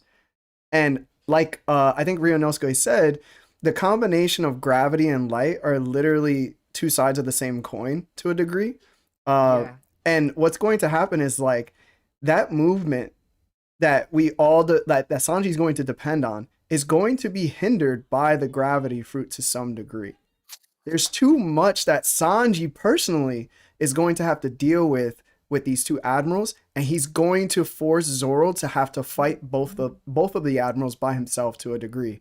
And I just feel like it's not Sanji slander, but it is that Sanji happens to be the biggest hindrance on this squad, and Zoro can't have a hindrance. He needs to be able to fight to his fullest capacity without worrying about the other character. So I don't think that Sanji and Zoro could just speed blitz Kizaru and take him out, and I don't think that they can both do that to Fuji either. It's really tough. I 100% agree with that. Yeah. Because for Sanji to keep in the air, he's gonna have to be at least meteor level, or a meteor level strength to stay in the air. Well, I mean, he does have some hard convictions about staying off the ground sometimes. I'm just saying, he might do it depending upon what that meteorite looked like, might be named, is aiming for. I mean, I'm just saying. A starfish became a person. Just saying. And is there a scenario where Zoro and Sanji strategize to separate Fujitora and Kizaru? Oh, 100%. They're probably gonna be like, "Hey, you stay on my fight. I'll stay on yours. Let's split up." I think wouldn't that ultimately be a detriment? Zoro's gonna want to fight Fujitora Dolo. Period. I'm not gonna lie, I am Zoro team, but if they separate, I might actually have to change my vote. My vote is dependent on it being a team battle, 100% at Extreme Diff. If they separate, I don't have the same vote. I'm sorry. That's what I'm saying. So if they do strategize to separate them, does the battle change at that point? 100%. My vote will not be with Zoro if they separate. If we're going that route, yeah, I would change my vote as much me riding as I do for Zoro. Separate or not? If it's against Fujitora, but we're talking Gravity, and I'm biased against Gravity. One at a time. I don't really think that matters though, separate or not.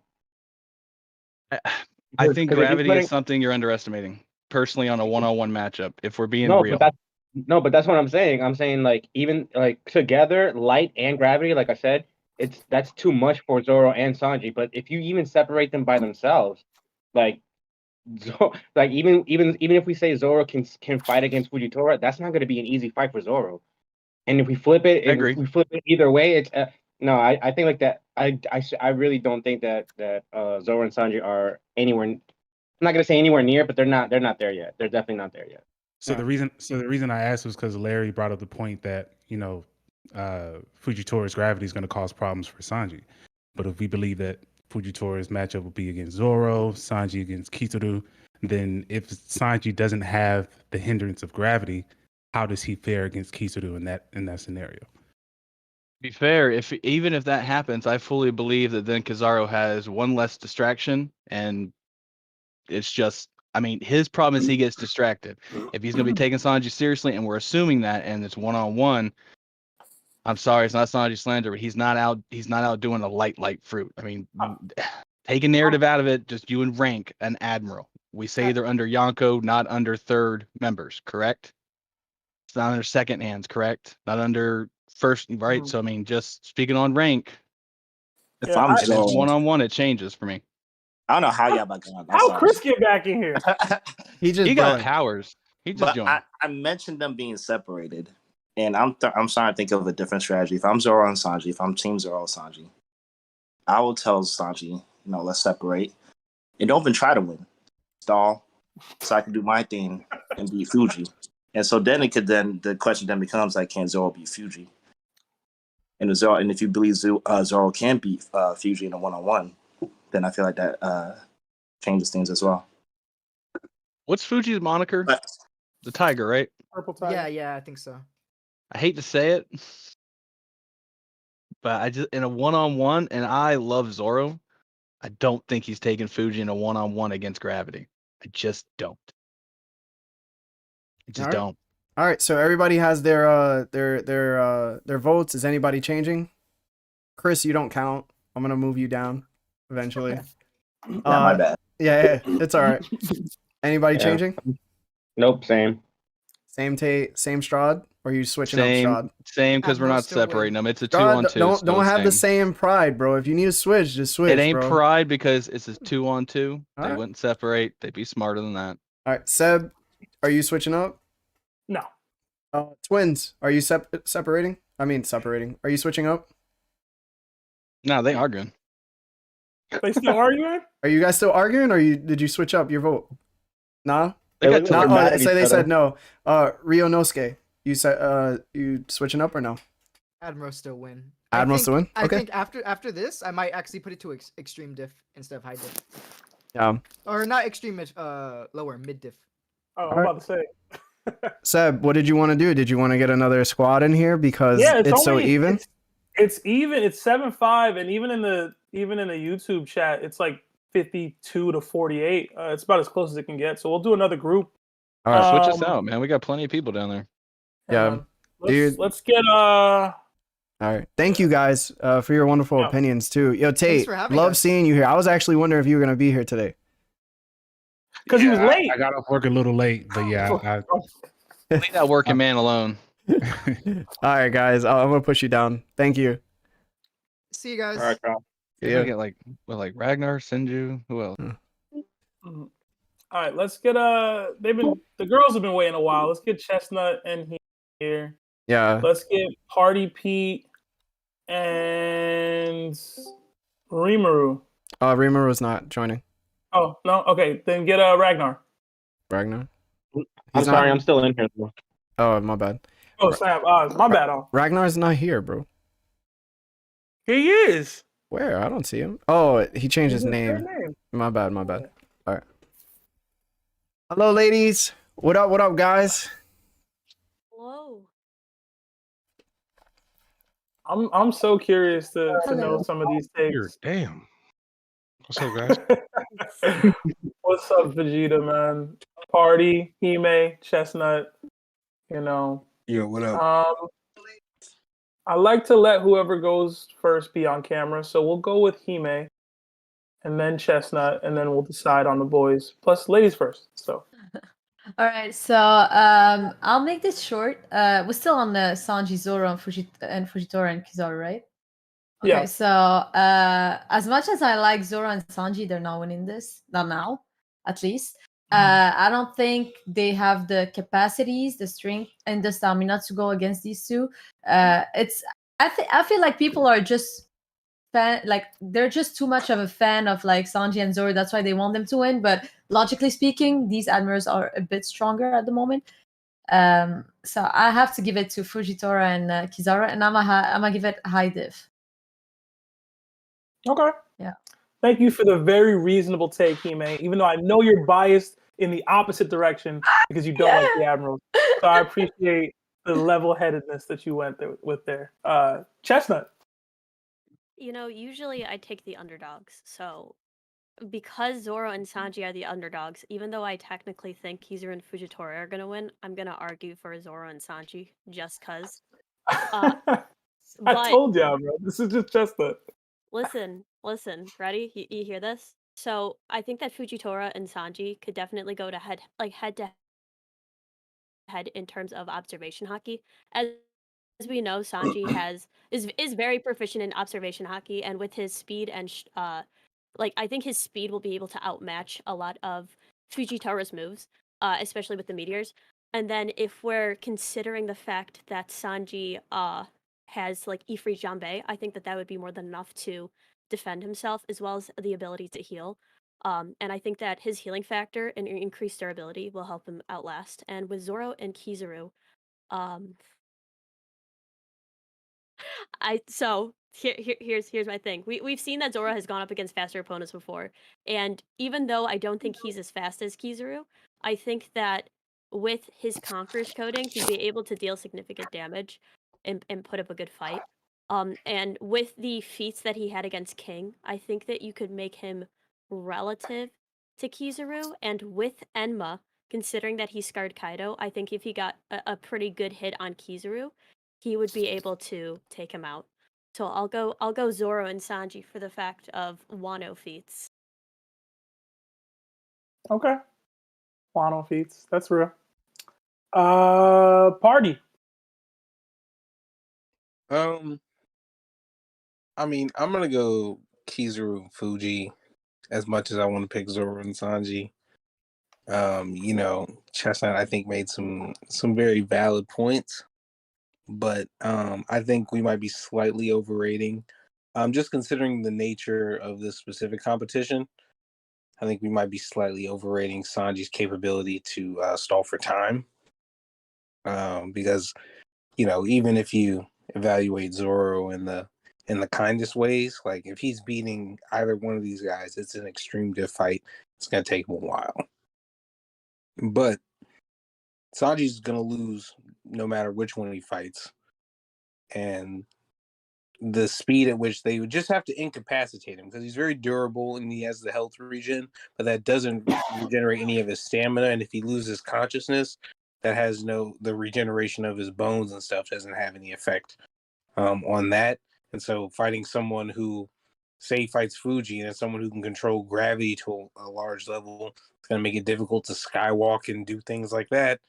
And him being an accomplished swordsman, I disagree that his observation haki is similar to Fuji's. Fuji's a blind man that fights like he can see, and Sanji has very limited observation haki feats, even though, Oda said that's kind of his, he's, supposed to be good at observation haki. As far as what we've actually seen of him using observation haki, it's not quite the same as someone who's on the level of an admiral as a blind person.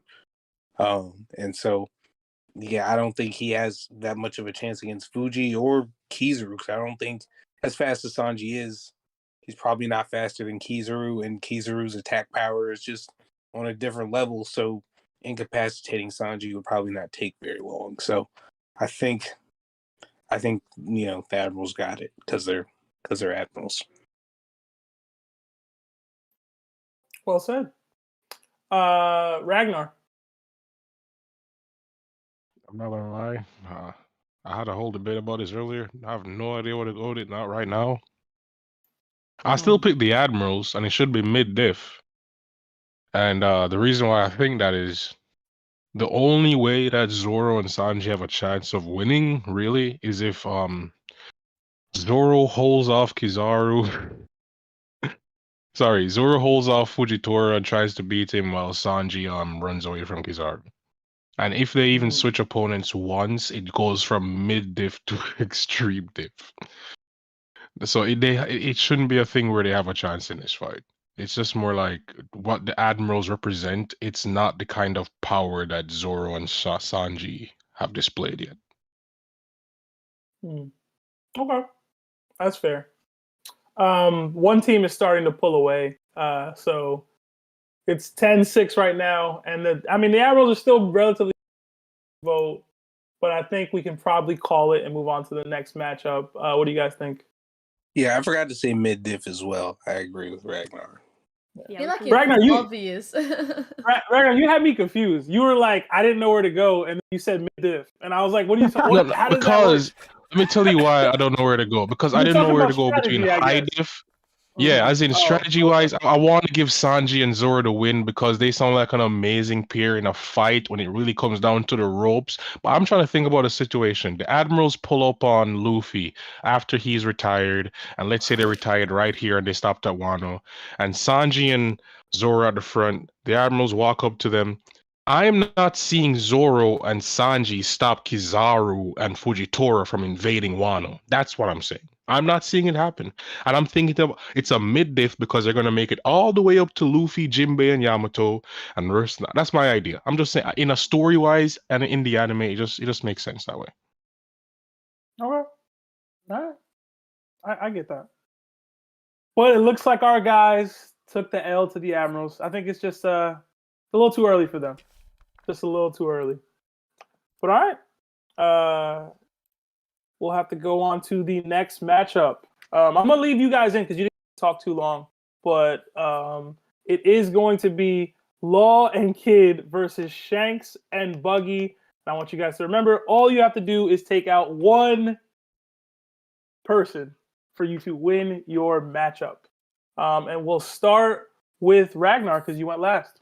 Who you got, what diff, and why?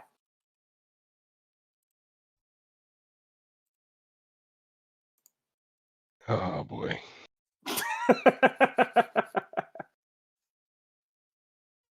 All right. Oh, my God. This is... Okay. Shanks... Oh, no. If I say this, I'm going to get so much hate. Okay, in my opinion, Shanks is below Big Mom. Oh, that's a spicy take. Yes. Spicy take right there. Oh, man. I know. Oh my God. Yeah, y'all can throw tomatoes at Ragnar in the chat. I can already feel them being thrown at me. Don't worry. I can feel them. I support the bravery of this take right now. I do. But right. Go on. All right. The thing is, I think any Yonko, and this is crazy, pulling out Buggy. Shout out to Buggy Gang, bro.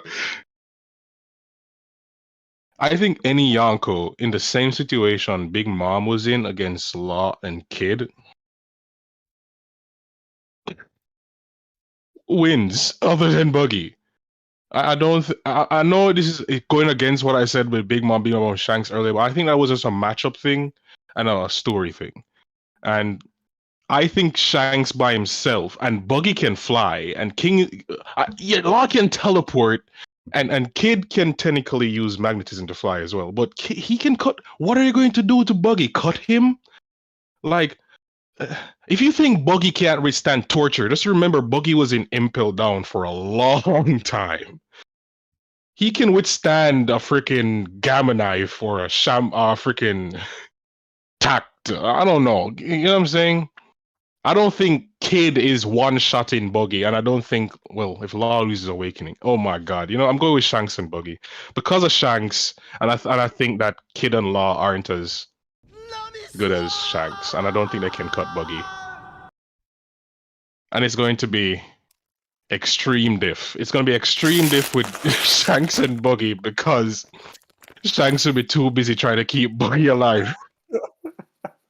Oh my god. All right, so you're going Shanks and Buggy. Specifically extreme diff. Specifically extreme diff. Shanks has his work cut out for him, is what you're saying. All right. Yes, because Shanks is a slouch and he lost one arm to a snake. It was a sea kick. All right. Party. I think Ragnar might be too kind to Law and Kid to say extreme diff. I think that's a little generous, considering the situation. Because like so, even if you catch Buggy, even knocking him out is a whole different thing with how much he can split up his body. So like actually getting him out of the game just seems rather difficult, and neither of them could do that fast enough for the other one to not be dealt with by Shanks. Like Kid, he's missing an arm, probably not even from Shanks himself, but from just someone on his crew. So, and it's not like his awakening isn't good enough to make it that different. Like you got your arm chopped off last time you ran into this dude. Like you're not lasting any reasonable amount of time for Law to try and do anything to Buggy. So like, maybe mid diff, Shanks and Buggy. Okay. K can't even use his Conqueror, so he might just pass out. That's disrespectful. That's disingenuous and disrespectful. You know it. It's true though. All right, Chestnut. Chestnut, you're muted if you're talking. I was talking. I'm sorry. I don't know how to use my computer, but I can already tell Kid and Law are going to be underdogs, so I'm gonna choose them. I'm gonna argue for them, and here's my reasoning. On the rooftop during Wano, we saw that Kid was able to contain Zeus for an extended period of time while they were able to separate Big Mom and Kaido. And as we know that Zeus has incredible attack power. There was no weakening at that point, and he was basically at full max and could not get out of Kid's like machinery contraption for a while. So if Kid was able to do something very similar to Buggy, I don't think that Buggy has the attack power to get out of there, even using his Buggy balls, because it's too far. It's too small of a confined space to actually use any of his movements, and because he would be completely trapped in there, considering that Law could just teleport him inside, I think that would take him out of the battle. So the real battle then could be Kid and Law versus Shanks. Considering that Law has already gone up against Blackbeard, who I think is the strongest Yonko and probably one of the strongest people in the verse, we know that he has considerable attack power. Post Wano, his skills are insane, and his hockey is also increased significantly. So I think Kid and Law stand a better chance against solo Shanks, in which they could pull through using their Devil Fruit awakenings, since we know that Shanks does not have a Devil Fruit. We know that Kid has access to a Railgun. Law's Devil Fruit is one of the strongest in the verse canonically. A couple internal damage attacks from Law, as well as some crushing attacks from Kid. Even with Shanks' immeasurable hockey, I think they can win, especially because Kid is a confirmed conqueror, would be able to withstand probably some of Shanks' attacks, has gone up against Shanks before and his crew, and so would have some previous knowledge of that fight, which he could use to his advantage. And considering that Buggy would be trapped the entire time, Shanks would have to try to either go and save his friend and be more preoccupied with that, whereas Law, with his mobility, could basically be moving them all the way around. So I think that there is a chance that Law and Kid could win, considering using their awakenings, which we saw that Law will be pulling out his awakening first, like right out of the gate with the Blackbeard fight, and Kid with the railgun being able to push Big Mom, who I think has probably the strongest durability out of the Yonkos, considering that she can only really get hurt by internally damaging moves. So yeah, I'll go Kid and Law. Okay. Hime, and I know you're biased. Okay? I'm not biased. So I'm you are biased. I know you love Law too, but I know you're a Buggy guy. But give us your unbiased take, like you did last round. I'm gonna spit facts. Okay, listen. First of all, how I imagine this happening is Buggy will go against Law and Shanks will go against Kid. And what's gonna happen is that in the meantime, that Law is trying to win against Buggy because he won't be able, even if he tried to slash him with infused hockey, it's not gonna work because that guy can just escape everything and cut himself. Anyways, you cannot cut him.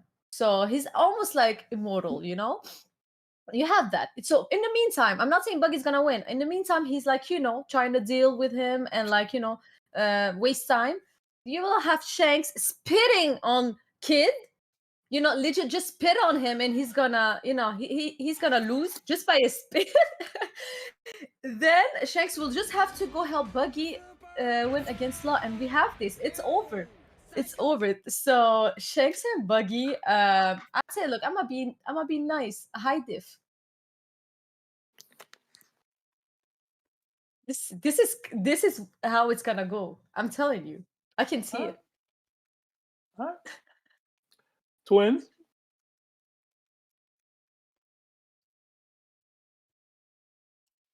This battle is funny and interesting because it goes into pretty much again how Shanks views Buggy as a friend and how much he's gonna protect Buggy. But Law could definitely cut Buggy with his hockey, not his ability. We all know with his ability, he can't do anything to Buggy. That's not true. With cutting wise, I'm talking about, because he could clearly move Buggy. If I don't know the terrain, he can move Buggy in the water, make him go somewhere far away, and Shanks has nowhere where he's at. Buggy's out of the picture in seconds, honestly, because Buggy doesn't have enough hockey to prevent himself from being moved by Law at all. But going by cutting wise, yeah, that won't work. But again, shambles that you just take Buggy out of the picture. And also, again, if also Law wanted to, he could use hockey on his blade and cut Buggy. Buggy is not pervious to getting cut with hockey. That does not make any sense because hockey over abilities, period. So, yeah, but Mihawk wasn't able to cut him. Mihawk did not put any hockey in his blades to cut Buggy. Yeah, he wasn't trying to. And we can't use a black blade because, for instance, Zoro used a black blade to cut Monet, and he didn't cut her. So, if blade is being black doesn't mean that hockey's on it to cut. You have to really put hockey on that blade to cut her. But I was just thinking overall, that's what I'm thinking. It's kind of funny. Like Chestnut said, he could even trap Buggy. There's so many things that you could do to Buggy. It makes it more difficult. Again, it goes by how Shanks, how he views how Buggy is his friend. And again, we see a little bit glimpse of how Shanks gets when he's angry or serious. It's a terrifying thing. His cocky burst is incredible. And I do believe that Shanks has stronger hockey than Big Mom. Because we saw that Big Mom, we don't even know if she could fully control her kingdom position like that. It was only through emotion. Shanks could just really do that. Big Mom, we only throughout the fight, we don't even know if she used advanced kingdom position against Kid and Law. We only saw what happened one time when she got mad at that person for hurting that little girl. She hit punch page 1. But where was that at with her fight with Kid and Law? So I was thinking pretty much in general, I definitely believe Shanks is going to win. Most again without Buggy, because again it's Shanks. He's one of the strongest Yonkos in the game. His observations on also imply that he might even future sight, the strongest team position. So like, there's not much Law and Kid could do against Shanks. Because also you could also add fastest Shanks. You could probably even speed blitz both of them and take them out if you wanted to. Because like Law, you saw that he got speed blitzed by Kaido. He could barely keep up with Kaido's speed. And Big Mom again, Big Mom is 68 years old. She wasn't in her prime when she fought them. And Kate Shanks is in his prime. Big Mom's a lot weaker because how many times Kaido called Big Mom an old hag? She's not in her prime. She's boarding north for 70. So like Big Mom, imagine Big Mom in her prime, they definitely not would have won. But since Big Mom had an old age, that's the reason why she lost. And again, Shanks in his prime, like strong as how can be seen, it's pretty like I would say maybe like mid-high diff at max. I'll stop it. Well, I didn't hear you. You said Shanks and Buggy? Yeah. Mid-high diff? Okay. Making sure. Yeah. Lawrence? Okay, so I'm not gonna lie, I share some wild stuff that people say in some of these comments, like from Ragnar. For one, people are forgetting Law's ability. It's not just cutting. He take out Buggy's heart and just end it right then and there. There's nothing stop the Buggy way to stop that. Like we see him do it with Caesar. I'm sorry. We see him do it with Smoker, and Buggy's nowhere near the battle prowess of Smoker, right? So there's a lot. That's the only weak link I'm going to where Shanks could possibly lose, is that they both just strategize and focus on Buggy. And that's what they would have to do. They have to do this, but they would have to game plan it to know, all right, we got, because you said, Sebastian, if one loses, they both lose, right? So that's the only way that I believe Shanks in this battle loses, is that they just focus all their attention on Buggy and they strategize on Buggy to take him out, or like or he just takes out his heart. Because what I noticed, if Law takes out your heart, you kind of go unconscious, or he just teleports heart to himself and just stab Buggy. Buggy's dead, right? Or you can use it to cut Buggy, because again, hockey would affect Buggy. But just like you want to think about with Buggy, he's like the reverse of Luffy. Luffy doesn't get damaged by physical attacks like punches or blows, but use hockey can hurt him. But cut Luffy can get hurt. Buggy's the exact opposite. You could beat down Buggy with fists and stuff that would hurt Buggy, but if you cut him, it's not going to hurt unless you use hockey. So you think of it that way. So Law has hockey, he can hurt Buggy in that way, and Kid same way. Buggy's no contest here. Remember, there's the overpower that Shanks is. I believe will be able to overcome Kid and Law. Like you said, Liner brung out, for example, to Big Mom, they able to be the old and I guess weakened Big Mom because of her age. Kaido even felt like, can you even do this when they did that Conqueror's attack together? He said, is your core even able to do this, withstand this attack with using your hockey instead? And Big Mom responds, who do you think you're talking to? So Kaido's even playing that Big Mom's old age. They're able to even continue fighting in this battle, right? So now they're fighting a healthy Shanks, right? I know people always knock Shanks for losing an arm, but again, we're the only one piece he kind of, for whatever reason, I don't know, it hasn't explained yet, Shanks let his arm get taken by that Sea King. For whatever reason, he'd been on the New World, but he let it happen for maybe, because I also noticed too, it could be Shanks' maybe love for animals, because even afterwards, he didn't decide to hurt the Sea King. After he had Luffy with him, he said, just scram. He could have used his Conqueror's hockey to knock out the Sea King. He chose not to do that, but he used it to scare it off. So Shanks could have stopped the Sea King the other way, but for whatever reason, I don't know why, it's part of his personality, for what I'm seeing, that he let his arm get taken off and then let the Sea King go without harming it. So I don't know some of that. Maybe Oda was saying it later. But Shanks, and again, and I noticed that Shanks also too tends to not let his guard down. Like, for example, even when Ace rolled up to him and when Mihawk rolled up to him after Luffy, they both came on peaceful terms, but Shanks had his guard up against them and said, "Where's a rookie like you coming to see me? Mihawk, I'm not in the mood. Why are you coming to see me?" He was ready on his ass. So he's not going to let his guard down against Kid or Law. So I think he's just going to end it swiftly, as fast as he can, especially if he knows the conditions of the battle, I guess, that Buggy's the weak link and that they're going to target Buggy because they know they're not going to beat him. He's going to protect Buggy and do what he can to in that fight. And neither one can fight him one-on-one, even if they can't fight him together. So to me, with Shanks, you would have to be able to fight with him. You would have to have a hockey to overpower it, right? If Shanks' hockey is able to shut down admirals without doing anything, right? And we're talking about like two people, you guys, I don't know if you argue if Kid and Law are admiral level. if I don't know how you guys feel about that. If he's shutting down animals without even fighting them, just with his Conqueror's Haki, we're more so two young kids who are not on his level at all. So that's how I'm seeing it. I don't see Haki wise, especially with Kid, who's showing like really Haki not existent. How's he gonna fight? We saw that Shanks' Haki is able to shut down people's abilities. Might be able to shut down Kids because his Haki's not able to compete with it. Laws will have a better effect, but Law's Haki's not strong enough to compete on Shanks' level. So I'm gonna go. There's no mix between low diff or mid diff, but I'm gonna go mid diff to give them more credit because they are, the worst generation. But the main thing is the Buggy's the weak link because they can end Buggy quickly. So I'm gonna go mid diff. Okay. Hime, you had something you wanted to point out, and I think you posted it in the chat as well. So do you want to detail that before I go to Larry? I knew I wasn't like, spitting bullshit because here on One Piece Wiki, I don't know if it's a good source, but I feel like it is. It says that, Buggy can be permanently immune to damage from being cut or pierced, regardless of what form, including Haki-infused slashes. So, he is immune to it. But where is that shown in the manga? It's shown when Mihawk's bum ass was trying to cut Luffy, but he couldn't, and then it missed Buggy.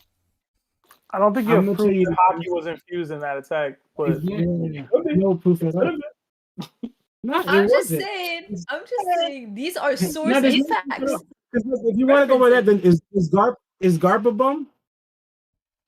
Why? Garp? But what does Garp have to do with the conversation? If you ask Mosh, huh? If you because people are calling Mihawk a bum or like he couldn't affect because he couldn't attack Buggy. If Garp wanted to, he could have got his grandson, but he let his grandson go. He's stowing meteor cannonballs at his son, but let Luffy escape. Luffy escaped from Garp. It's the same way. If Garp those are apple to apples comparisons, Lawrence. They're just no. I mean, what I'm saying is the point is if Garp wanted to, he could have hemmed up Luffy. If Mihawk wanted to, this dude went to fighting Shanks, right? So it's Haki. So that means going by that one. If you want to say they can't fight it, so that means Shanks can't beat Buggy now. Going by what you guys are saying. Does that make sense? Shanks and Kaido Buggy dead in his shit. Huh? Like they can't be. That doesn't make sense. Because for instance, Luffy could get punched in the face without any Haki and not get hurt. But if you add Haki, it hurts him. But Buggy Lee, like Lawrence said, has the same thing, but it doesn't matter with Buggy now. That either Haki or no Haki doesn't hurt him. That literally that doesn't make any sense. Because why does that happen to Luffy, but Buggy no? If you have Haki or not, you can't hurt. Buggy is that guy, bro. You want to know why? You want to know why? Because Oda be lying all the time. Big facts. Yeah, I'm just telling you that right now in the context right now, Law cannot slash him. He cannot hurt him. This is what that I is mean true. by Anything else will be head Can I just say something really quick too? Yeah. Because people are saying in the chat that Shanks can just cancel out Devil Fruit powers with Conqueror's Haki, which has just never been shown in the manga. And we can actually see what Haki can do. Haki can affect you personally, so that you cannot be affected by Devil Fruit powers. We saw this with Law when he tried to use his room ability on Kaido. But even still, Law was still able to do damaging attacks on Kaido, even though his Haki was stronger and he was using Conqueror's Haki. So it's not as if you have high enough Haki that all of a sudden you start canceling out Devil Fruit powers. Haki doesn't cancel out Devil Fruit powers. The only thing in canon that can cancel out a Devil Fruit's power is Blackbeard's Yami Yami no Mi. Haki just gives you the ability to hit and injure people and to basically try to resist Devil Fruit powers. But it doesn't cancel it out or negate it at all. I just thought I'd make that very quickly. Go ahead. Can I also say something on that? Earlier when the Law Cap ones, earlier the twins, they were saying Luffy's power basically repels blunt force. Even though that's true, his Devil Fruit power isn't the ability to repel blunt force. He just also has like a side effect of that happening. Alvida's fruit is more of that effect of getting rid of all blunt force damage, right? Buggy's sword specifically is made so he can't be cut. So yes, when I say can't be cut, he can be cut, but he won't be affected by cut damage. So we can't just say just because he infused Haki, it removes the ability of your devil fruit. When you attack Crocodile with Haki, he doesn't stop being sand. You just hurt him even though he is still sand. But you could say the same thing about Lagia. Yeah. Lagia's really no physical attacks can hurt him. But what if even said the invincible Lagia? Okay. You can't hurt him no matter way, but the Haki was involved, you hurt them. So again, how is Buggy different? It doesn't make sense. And just to clarify, what if I shut Haki down, like what Shanks did against Green Bull? How Green Bull was going into his Lagia state, and then when he used his conquerors on him, he started to regress back to his normal state and was kind of stayed like he couldn't move. So I'm not saying that if you just have it'll shut down your ability, but if you use it the way Shanks did it, targeting on that person, it can enable their Haki. That's what I mean by immobilize them, because like we're seeing what Shanks did to Green Bull, because we saw Green Bull full Lagia mode even emerged with the with nature itself. But when Conqueror's Coding hit Green Bull, he regressed back and was forced to do that. That's what I mean by that. Immobilizing. Not that you just have strong Haki walking around. Let me give you an example of how you attack somebody with devil fruit, maybe with a specific power that so it doesn't affect them in that way, right? The dude that has the zone type, the egg that eventually turns into a chicken. Shout out to that dude. Baron Tamago. Bear Tamago. Yeah. Right. Yeah. You cut him in half. It doesn't matter because it's a chicken egg. So you're just letting out the yolk, so he turns into his second form. Even if you cut him with Haki, you hit him with a Conqueror's attack. That's how his devil fruit works. Is after that point, he wakes up back in his second form because that's how his devil fruit works. I'm saying, even if you cut Buggy with Haki, as long as it's cutting damage specifically, he will not be hurt by that attack. He will still be cut. He'll be cut into a million pieces, cut him up atomically, but he will not be hurt by that damage because that is the one thing he can't be hurt by. Yeah, twins. They're saying the nature of Buggy's fruit is to not be hurt by any slashing-based attack, period. Whether it's Haki infused or not. Go ahead, Yume. And then I want Larry's take. Oh, okay, one last thing. And also, what I'm saying here is, I'm not saying that Buggy is winning against Law. I'm just saying that he's gonna make him have a difficult time. And in the meantime, while Law is having a difficult time, Shanks will already have beaten Kid and come to his rescue, and they will beat him together. This is how I envision this happening. So this is why, like, I think they're winning because of that. But yeah, go ahead. Yeah, Larry, it's on you. So I absolutely love Chestnut and her beautiful mind because she's so well spoken, just like Par. I think they're very similar in the way they process things, and it just speaks to their intelligence. But then sometimes they go too much into an idea and they just lose me completely. And the way that works is like if we saw Zoro turn to Monet and use a Haki willed intent and she couldn't even put her body back together, he might have not canceled her devil fruit completely, but he made it to where she was unable to use her devil fruit to her fullest capability. In a sense, that is canceling. Now, when it comes to the moment where Chestnut brought up the fact that Kaido and Big Mom weren't able to be manipulated by Room, he might have not canceled Law's abilities completely because he was still able to use Gamma Knife, Injection Shot, but he wasn't able to use Room or Shambles to the point where like he can switch their hearts or switch their personalities or just switch where they were with like a stone.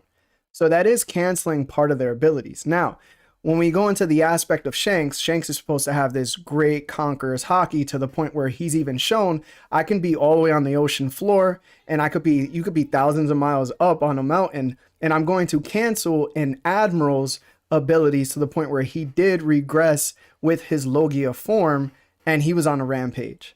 So it does speak to the fact that I do think that Shanks has better Haki than Kaido, and I do think he has better Haki than Big Mom. Buggy, I do not think will be affected by Shambles or the switch of personalities or even being manipulated by being transferred over to the ocean because of one panel in the entire series. And that was when Shanks rolled up on Whitebeard's ship, and his Conqueror's Haki seemed to be a passive ability, where it's not passive because passive means it's always happening, but it got to the point where we saw that Shanks can just leave his Conquerors on, and it's so powerful that it broke the ship itself. There has never been any Conqueror's Haki feat that we've ever seen from any other character, even Kaido, that has shown that his Haki, his Conqueror's Haki, can break matter itself. Now, the way they get away with it is that Buggy has to stay attached to Shanks's hip. If he gets out of the range, he is not going to win. I think Law will be the deciding factor on that team. You guys know how I feel about Kid. I am going Shanks and Buggy, as much as I don't like the two characters, Buggy and Kid. So that's my take. Let me just make a small rebuttal to that. For the Monet attack, it was very clear that he did not infuse the attack with any Haki. He just used Conqueror's Haki to shatter her will, because she was able to still use her Devil Fruit because she was still in her snow form. If she wasn't in her snow form, she would die. So it didn't cancel or negate out her Devil Fruit. She just couldn't go back together. To the point where we see like Haki negating Devil Fruits. If that was the case, why was Law able to use Room at all during the Kaido fight? It was very clear that he wasn't able to affect Kaido himself or Big Mom because of their Haki, but yet he was able to do something with Zeus. Was able to get Zeus into the box, meaning that Buggy will absolutely be able to, because Law's Haki at that point was not as strong as Kaido or Big Mom's, and yet Kaido and Big Mom couldn't cancel out any of Law's attacks. I think it is a little headcanon-y to say that Haki will just cancel out Devil Fruit attacks or negate Devil Fruit attacks at wide range, considering what we saw on Wano and what we saw Law and Kid do on Wano. If like I said, if that was the case, why didn't, when Kaido was beating up Kid and Law during the rooftop, why couldn't he get Zeus out? Why was Zeus being able to be affected by this stuff? Why were the Straw Hats being able to be affected by Law's room? So it's only shown to be in the person themselves, and Law even does this with the Kaido or with the Blackbeard and Law fight. He was only able to use Haki to reverse the effect on himself. And then Daku even said, once somebody does it, then the antibodies spread, and that's how the rest of the crew was saved. But he was, if not, he had the intention to get rid of that Haki, and it didn't transfer to anybody else. It was only through Daku's Devil Fruit effects that everybody else was saved. So Haki cannot cancel out Devil Fruit's long range. We've never seen that in the manga. There's no proof in the manga. And if that was the case, then the rooftop would have been wildly different. And Devil Fruits wouldn't have even been a factor. Okay, so who said at any point in the manga or at any point during any Vivre card at all that Zoro used Conqueror's Haki on Monet? Or is that headcanon too? It's foreshadowing, considering that we saw. Oh, so it's foreshadowing, so it's not confirmed. Yeah, I mean, if you look at Zoro as a confirmed conqueror, and you look at Luffy, are you gonna say that Luffy didn't do Conqueror's Haki on the bull as well, because it like he didn't say it? Are we going to say that Zoro didn't use Conqueror's Haki back on Sabaody when he scared people? Like that wasn't the first inclination. I think that if you're saying only anime only. But keep going. But this is what I'm saying. Like these things are clearly put in to show that characters have certain feats. Like Zoro said, he didn't infuse his sword with Haki. The sword wasn't infused with Haki. He specifically didn't, and Monet even said like, "Oh, he didn't infuse his sword with Haki. That's why I live." So by your logic, that means that Zoro was just so intimidating by himself that without Haki, because it's stated that feat is without Haki, because even they stated that, and we can bring up the panel if we want, that he just scared her. What does that sound like? Scaring somebody into submission is Conqueror's Haki. So if he negated her Devil Fruit, like we're saying, he negated the Devil Fruit with Haki that he specifically did not use, and how we've proven now that just because your sword is a blackened blade, it doesn't necessarily mean that you're using Haki. That it just means that he was just scary, and that's why she was scared. It was definitely a foreshadowing to him using Conqueror's Haki, and that's why she wasn't able to do it, but it didn't negate her fruit. None of her Devil Fruit was negated, because if it was Haki, she would have died. Okay, so the point was that I never said that it was supposed to nullify their powers completely, but it did cancel out certain parts of their powers, which is why it didn't work. So when I said that in the beginning, I did clarify that specific point. Now, another question. Has Kaido ever sent his Conqueror's Haki to somewhere else and it just somehow like canceled out certain parts of an ability from another user? As a follow-up question, was that confirmed to be specifically Conqueror's Haki, or was that an offset of Okay, what specifically? So it's just a yes or no. It's just a yes or no. So, has Kaido have no. ever done that? Okay. So no, what's but, to stop? And this is what I'm saying. That wasn't confirmed to be. Shanks definitely used Conqueror's Haki, but him speaking over to somebody was not confirmed to be Conqueror's Haki. It was just that they felt his Conqueror's Haki, and then he was doing that. You can theorize and say that could have been Conqueror's Haki, but as we know with Shanks' observational Haki, it's insane. And with his feats with observation, we could also make the assumption that was just his observation Haki. Okay. And this is what I'm saying. There's too much we don't know about Shanks and that we're attributing to him. And I feel like we're taking a lot of stuff and ignoring a lot of stuff that happened on the rooftop with Kaido and Luffy, whose fight was solely with Conqueror's Haki. Like I'm saying, if this was the case, why didn't Luffy's Devil Fruit stop working with his awakening if Conqueror's Haki can negate Devil Fruits? Why did Kaido's face... Like, Kaido was definitely using Conqueror's Haki, definitely putting out an aura with this. Does this just mean that before Luffy's awakening, like Kaido couldn't cancel out his rubber? Kaido can cancel out Gear 5 if he has enough Haki? I just don't think that's the case. Okay, so you love to ramble on, but I'm trying to prove a point. What I'm saying is... disagreeing with it. You're just immediately going off. What I'm saying is, okay, so Kaido has never shown that he could just pass his Conqueror's Haki to a specific point and affect a user. Now, it's up to your interpretation that it might have been observation, but you just clearly defined that Conqueror's Haki is the embodiment of pushing your will into somebody else and them being intimidated. Now, we just saw Green Bull get intimidated, but my point is, if Kaido has never been able to do such things, and Shanks has proven that he can do such things, then he'd probably be able to imbue Buggy to a degree like a force field, because he's able to actually exert or emit that type of Conqueror's Haki to the point it's destroying matter itself. He might just have Buggy on the hip, and it like powers like Law's room wouldn't be able to affect him, because he's making that transition. Nobody in the show has ever done that to where they could send their Conqueror's Haki to someone else. It's crazy. Nobody's ever been able to do that. So you're saying that Shanks can put his Haki into Buggy, very similar to Ryo, mind you, and not explode him from the inside, because that's not how it works. He has really good control, and we've seen him basically make Buggy into a blackened blade. I don't think that's possible, considering that hasn't been stated. So if you could get me a manga panel for that, I would really appreciate it. Okay, so can you imbue swords with Conquerors or no? No, you can't. You can't imbue it like with armament Haki. If that's what you're saying. So what has Kaido been swinging around with Conquerors leaking out of it? His thing, but it's not imbued like an armament sword. It is imbued. What do you think? How do you use Conquerors then when you fight? It's flowing through, but to imbue a sword in One Piece has a very specific description, and that is to create like a blackened blade, like with armament, where you keep your Haki in there. So you think that armament could just imbue into a weapon and that's it? It can't be Conquerors? Well, I mean, it just hasn't been shown in the manga yet that we do it. I don't understand. Are you saying that Kaido's weapon, well, if somebody else picks it up, will have his Conquerors? No, like if there was a blackened blade? Well, that's also possible as well. That's also possible as well. You can do that. But it's not in the manga. And this it is in the manga because Enma exists. But Enma is armament Haki. It's not Conqueror's Haki. And the thing is, it's not even anything. It's not even a blackened blade yet. Okay, it just has a will of its own. So we've literally saw Zoro have 3 swords in his mouth, and it was leaking Conqueror's Haki. We've even seen it with other characters who have that. It doesn't keep it. It's only armament that's been shown to be imbued into blades. You can theorize and say that, and I'm not saying that it's wrong. Yeah. But right now in the manga, if it has not been shown somebody imbuing a sword with Conquerors and it's keeping that Conquerors, it's not imbued. It's just flowing through you, very similar to Ryo. You can use Ryo, and I can use Ryo to put Haki into a tree, but it's not imbued into the tree. This is what I'm saying. Okay, so he's just if Shanks did that.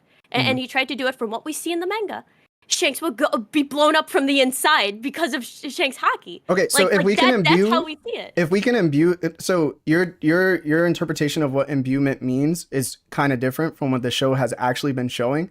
But my point is, if you can imbue a blade with Conqueror's Haki or even use Conqueror's coding within it, then Shanks being able to transfer his haki to another person to where they get affected, he can probably have a similar effect by imbuing Buggy with some type of Conqueror's haki, to the point where he can't get affected by Law's room attacks or his heart or personality transference. That's it. Where was this shown? How do you imbue a live person? Why wouldn't you be able to? You can literally you can literally intimidate them to the point of like pushing your will into them. I don't know if we can allow that level of speculation. Actually, I don't think it's necessary. That's only because wait. Can I say this? Can I say this? On Larry's side, I was actually thinking Buggy could split himself up into a shape of a sword, and then Shanks would turn him into a sword, or even Shanks would turn Buggy into an arm. I don't know what he's talking about. I don't know what he's talking about. That's another level of I ain't mad. It's I gotta give my take. Hold on. Listen, hear me out. No, hold on. Because it's between me and Chestnut right now. I'm loving it. The point is, regardless of what she says, because of the fact that Shanks' Conqueror's haki has been shown to give Devil Fruit people a hard time in actually controlling their abilities, that just means that overall, Law should be expected that he would have a hard time controlling a certain part of his abilities.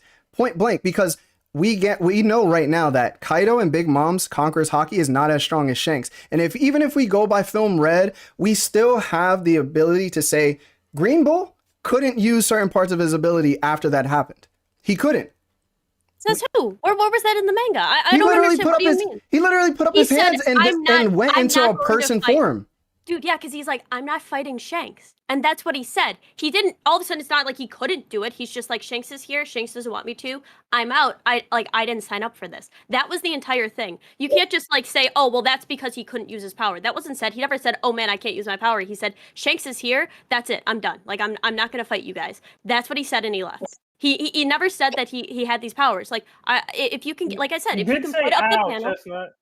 He did say out. Yeah. I will acknowledge that. He did scream in pain from what happened to him. But the thing is, but the acknowledge he didn't lose his devil fruit power. But it needs to come from the proof of probability. Like if Kaido and Big Mom literally like had the intimidation factor where Law couldn't just use his certain parts of his ability, then what do you think Shanks is going to be like when he's there right next to Buggy? And his Conqueror's haki is stronger than theirs. You think that Law is just going to go off? Like, he's just going to be able to do whatever he wants?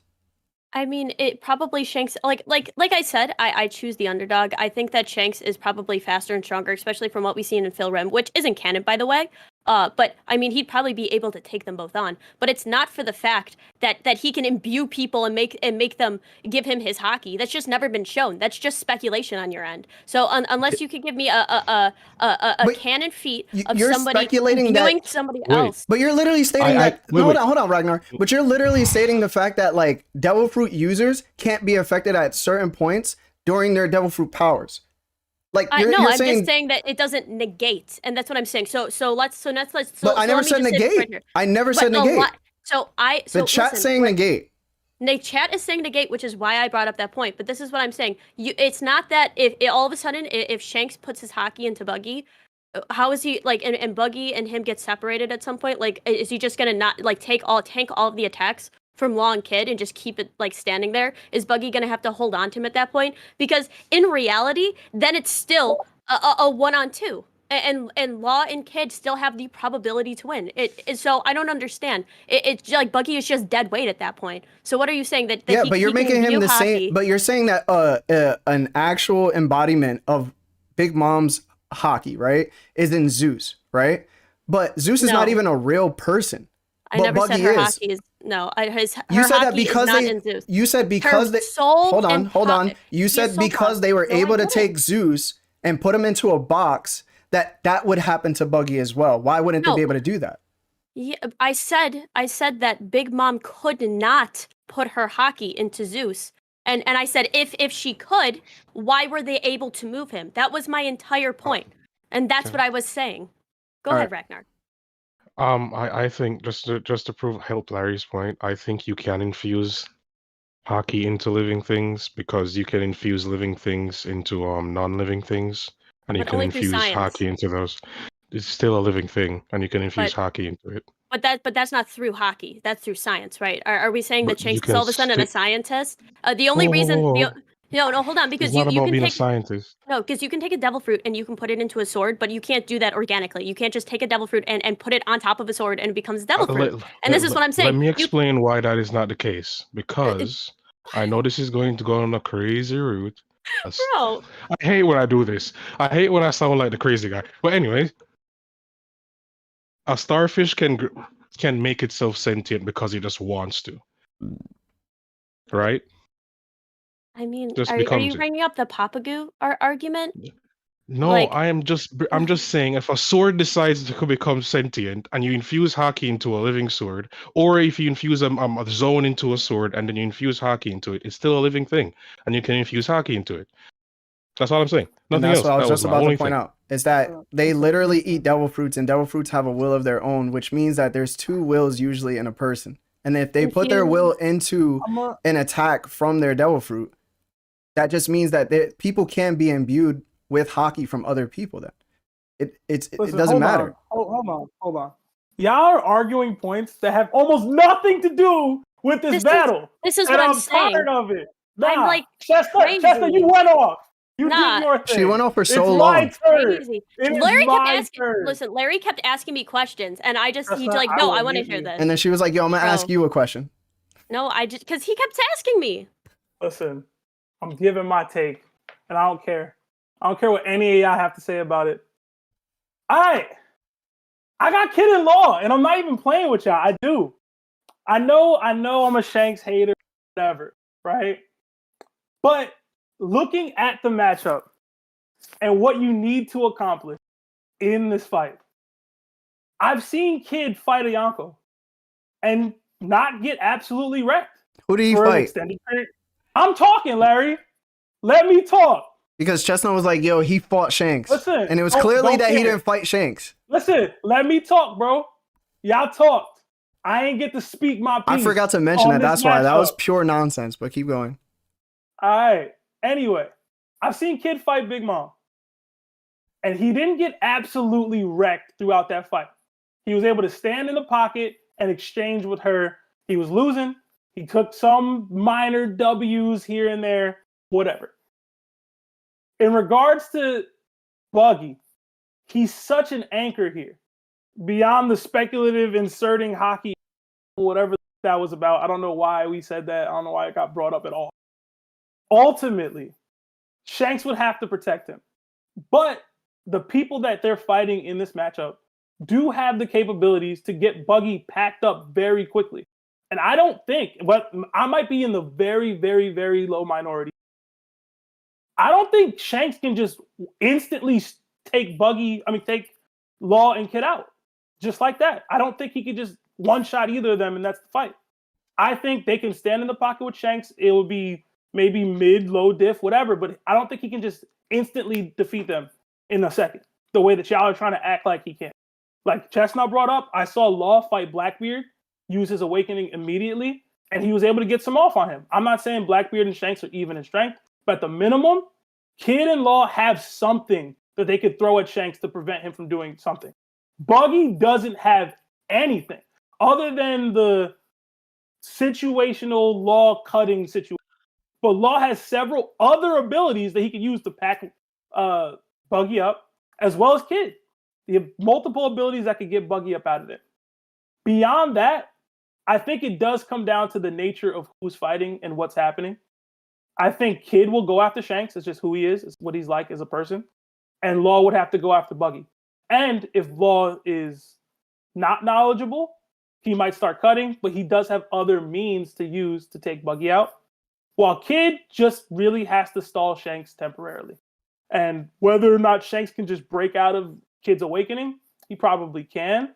But at the minimum, it would take Law maybe 10 seconds to figure out how to beat Buggy in a fight. Like Lawrence said, take his heart out. Gamma Knife would totally work. I don't know why anyone would think it wouldn't work. I don't think the throwing him in water thing would work because Shanks could just go get him from the water if need be. He'd have to kill Buggy. Slicing won't work. Other things will work. But I just think Shanks is extremely... to this point, obviously we haven't seen him fight fully. I think a lot of y'all be overrating that, man. But I got Law and Kid, and I know that they're not going to win based off the voting and the poll and what y'all have already said here today. But I wanted to speak my piece on the fact that y'all acting like Shanks just walking through people all day, every day, and I don't know. That doesn't vibe with me too much, especially in this kind of a matchup where he has to carry an anchor like Buggy. CD, I'm sorry I had to do it. Had to do it. But I got Kid Law, man. I got the worst generation duo. They already beat a Yonko once. I'm done.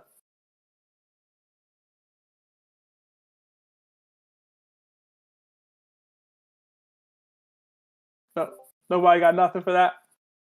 I'm just saying Buggy gang. Sorry, but You said you were gonna mute me, Seb, so I ain't saying anything else. Part as a W. All right, cool. Party. You haven't talked in a while. What's up? I know the twins are arguing. Larry wants to punch me in the face. It's cool. I mean, I'll say as I can see your points, for Law and Kid.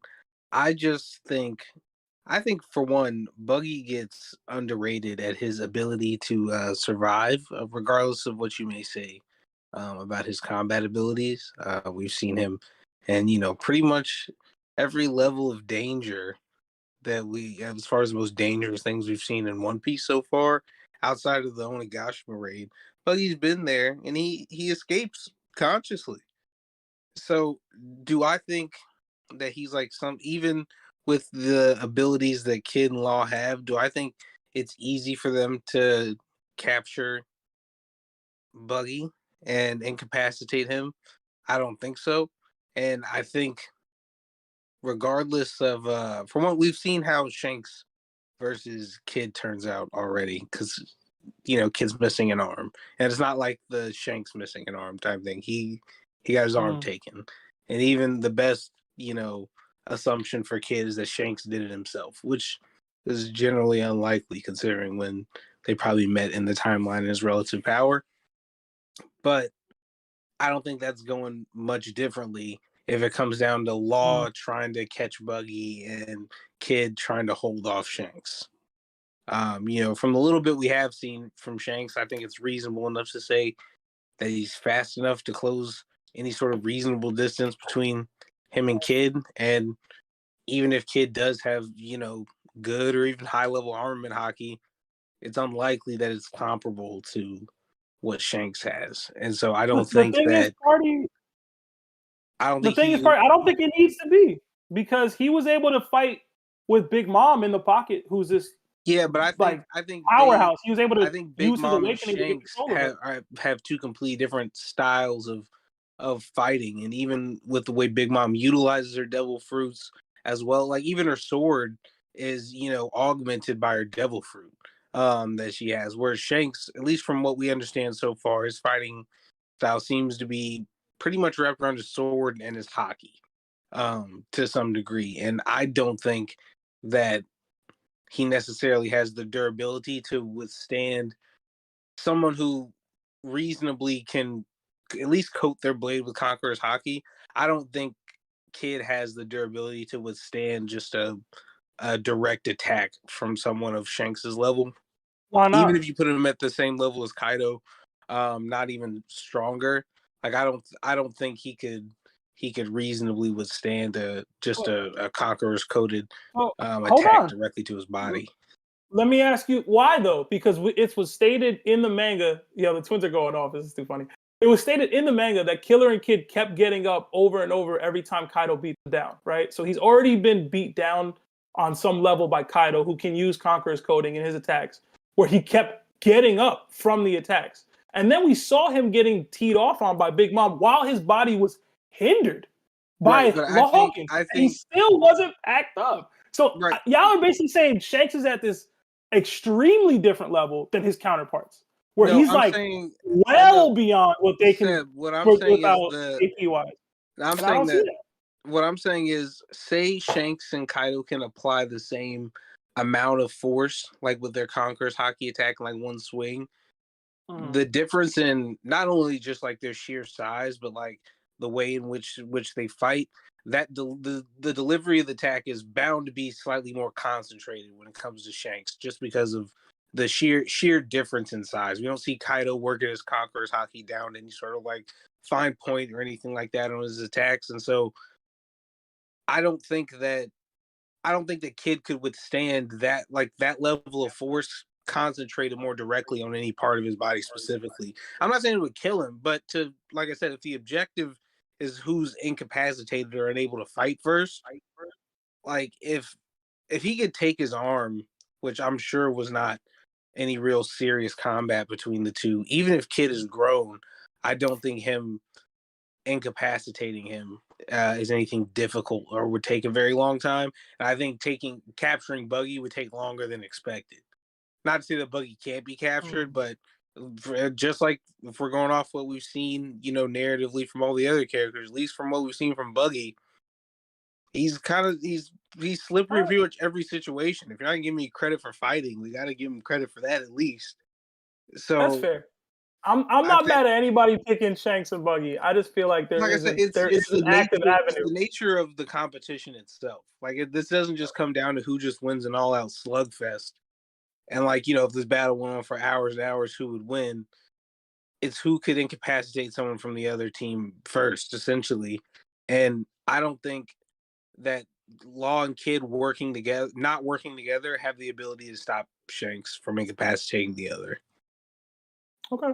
In short work. I gotta hear what the twins are talking about, bro, because they've been going off for like 5 minutes. Yeah, they've been going crazy.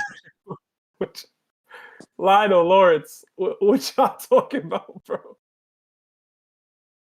I don't even think they hear us no more, bro. He talking with his hands, so he's serious. If they start fighting on camera, no, I'm going to Mount. They won't fight, bro. They won't fight. I'm pulling up. I'm live streaming. They left. They'll come back. Wait, are they fighting or something? No, so most likely they're going off. Yeah. Lionel's probably telling Lawrence that Shanks and Buggy would win, and then Lawrence is going off about how they probably wouldn't, and then Lionel's just upset. They both said that Shanks and Buggy would win, if I remember correctly. Yeah. So. Right. I think we all said what we needed to say here. Yeah. Do we want to get another group to discuss this matchup, or do we want to move on? I don't know that there's enough votes. It's 2 votes for Law and Kid versus 6, and they're losing in the chat. So I think it's over for them. The twins are back. Lawrence and Lionel, unmute yourself. Yeah. Keep going. Yeah, no, Lawrence trying to say some bullcrap. I just said the dumbest thing in the world. I said this. I said this. I said Shanky is to a degree more canon than the movie characters. And I say that because he's appeared multiple times in the manga, while the other characters hadn't really appeared at all. I didn't say that Yuta wasn't canon, because I said that Shanky's appeared again. And he was mentioned in Emperor Down. He was mentioned as part of the Rocks Pirates. He was shown when even in Wano, when making it in the face, and he had his own manga guidance with the Rocks Pirates. None of the characters had any of those things. Again, he's shown that he's more canon than the other characters. And again, more canon, like more relevant to the actual story. Yuta was just said by Oda, yeah, she's a character I made up. She's canon, but she has really no reference to the actual main story. She still doesn't even apply to the new story right now. And when I was saying how that was made no sense, because what we were talking about was the Yuta movie, and then he goes, Shanky's more canon than the movie characters. I go, no, we're not talking about other movie characters. We're talking about Yuta, and Oda definitely showed her in the manga, then said that she was a canon character. I was saying that statement made no sense because we don't even talk about the other movies. Yeah, Lawrence missed what I said before. I said that what happens in the movie, we can't fully say that's factual or canon. We can't. But Lawrence is saying that is pretty much canon. So how does I'm this? like, canon. I said okay. I said Oda okayed it. So we can use some reference. Like, yeah, and that's why I broke him the Shinki movie. I said so. Oda okayed the Shinki movie. So, but we can't say that fully happened. So I said we can take some things as a reference. Hold on, guys. So how does this pertain to the current bracking that we have? So it had to do with the whole. Well, I was going into like Shanks and what he did to Green Bull, relating to like how the animals respond to him in the YouTube movie, with the Red movie, with the he admitted his Serene King and how the Admirals decided not to fight in that aspect. And I go saying to how like relating to like Law and Kid and how they would fare against that type of hockey. Yeah. And I was going by again. You can't go off one act of an animal to elaborate all the other animals. Because I said more again, go by intimidation. Greenwood legit showed that he was scared of the red-haired pirates. And I said, did the other animals show that he was legit scared of the red hair and his crew? And it goes into the same thing with the Marnet thing in Zoro. Zoro scared her. Again, King's position is a part of intimidation. If you get scared, that shows more of their hockey influencing you. Just how Big Mom's ability, the more scared you are of Big Mom, the more soul or Mom's abilities that's going to affect you. We show that if you're not scared of Big Mom, her ability won't affect that person at all. Doesn't matter. Like, for instance, there's people who are like, people imagine the Big Mom pirates, right? Her whole crew is scared of Big Mom.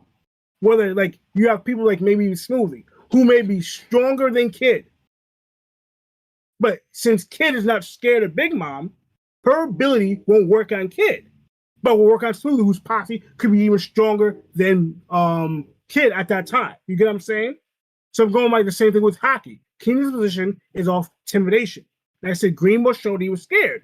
That's only after he felt he was already getting hit by Congress Colt. Yeah, but we don't know that. Like we don't. For instance, again, I didn't go by the movie. Can I say Greenbull? Can I say Fujitora, Kizaru, and other animals scared of Shanks? That their ability, that his hockey would affect them. I can't say that for a fact. It's not clear. It's not clarified. And once you're using the movie, I said again, you can't use the movie because that's not fully canon. I said I can reference the movie. But I said if that show that in the movie, then it's completely different than the manga. What about Marineford War? What about Marineford War? That's all circumstantial. Oh, circumstantial. No, did any animals show that they were scared of Shanks? No. Again, they just fought a Yonko. Even Oda said that the Yonkos didn't even try to fight each other because they were scared of losing their territory of other Yonkos. Why wouldn't the Marines not feel the same way? It's war. Who would want? All right, I just fought a big battle. I know a strong, healthy, powerful team coming up and attacking. You want that? Now you have two people after war, all our losses, all our injuries, a vulnerable state. Oh, I'm gonna welcome another powerful house coming and attack our what kind of reason is that? This was nobody in war would want that. No, this was wrong. This is what you're wrong. You're not welcoming it. It just happened. So you have to deal with the situation. The thing is, Shanks, look, in real life, if Shanks wanted, he could do it. But Shanks gave them a choice. They said, nah, with the casualties and everything we're going through, it is stupid for us to say, yeah, I welcome that too. Luffy would fight that fight. And look, he died by Kaido off one invasion, bro. Okay, now you're ripping Luffy now. He died. That's a fact. I know, but Luffy, even though you say that, you say that. Zoro called Luffy stupid, or said that's dumb. Bro, Zoro not running and all that stuff. He thought that you marching in a Marineford War by yourself with all the enemies thought, nah, Luffy, that is actually dumb. We should not do that. That doesn't change the fact that Luffy will still do it though. You can this is your boy, the main character of the series. Luffy fights that fight, no matter how you look at it. He loses. He loses. I fight this fight and I lose. All right, cool. You're gone from history now. Like, it doesn't mean anything. You didn't achieve anything. Let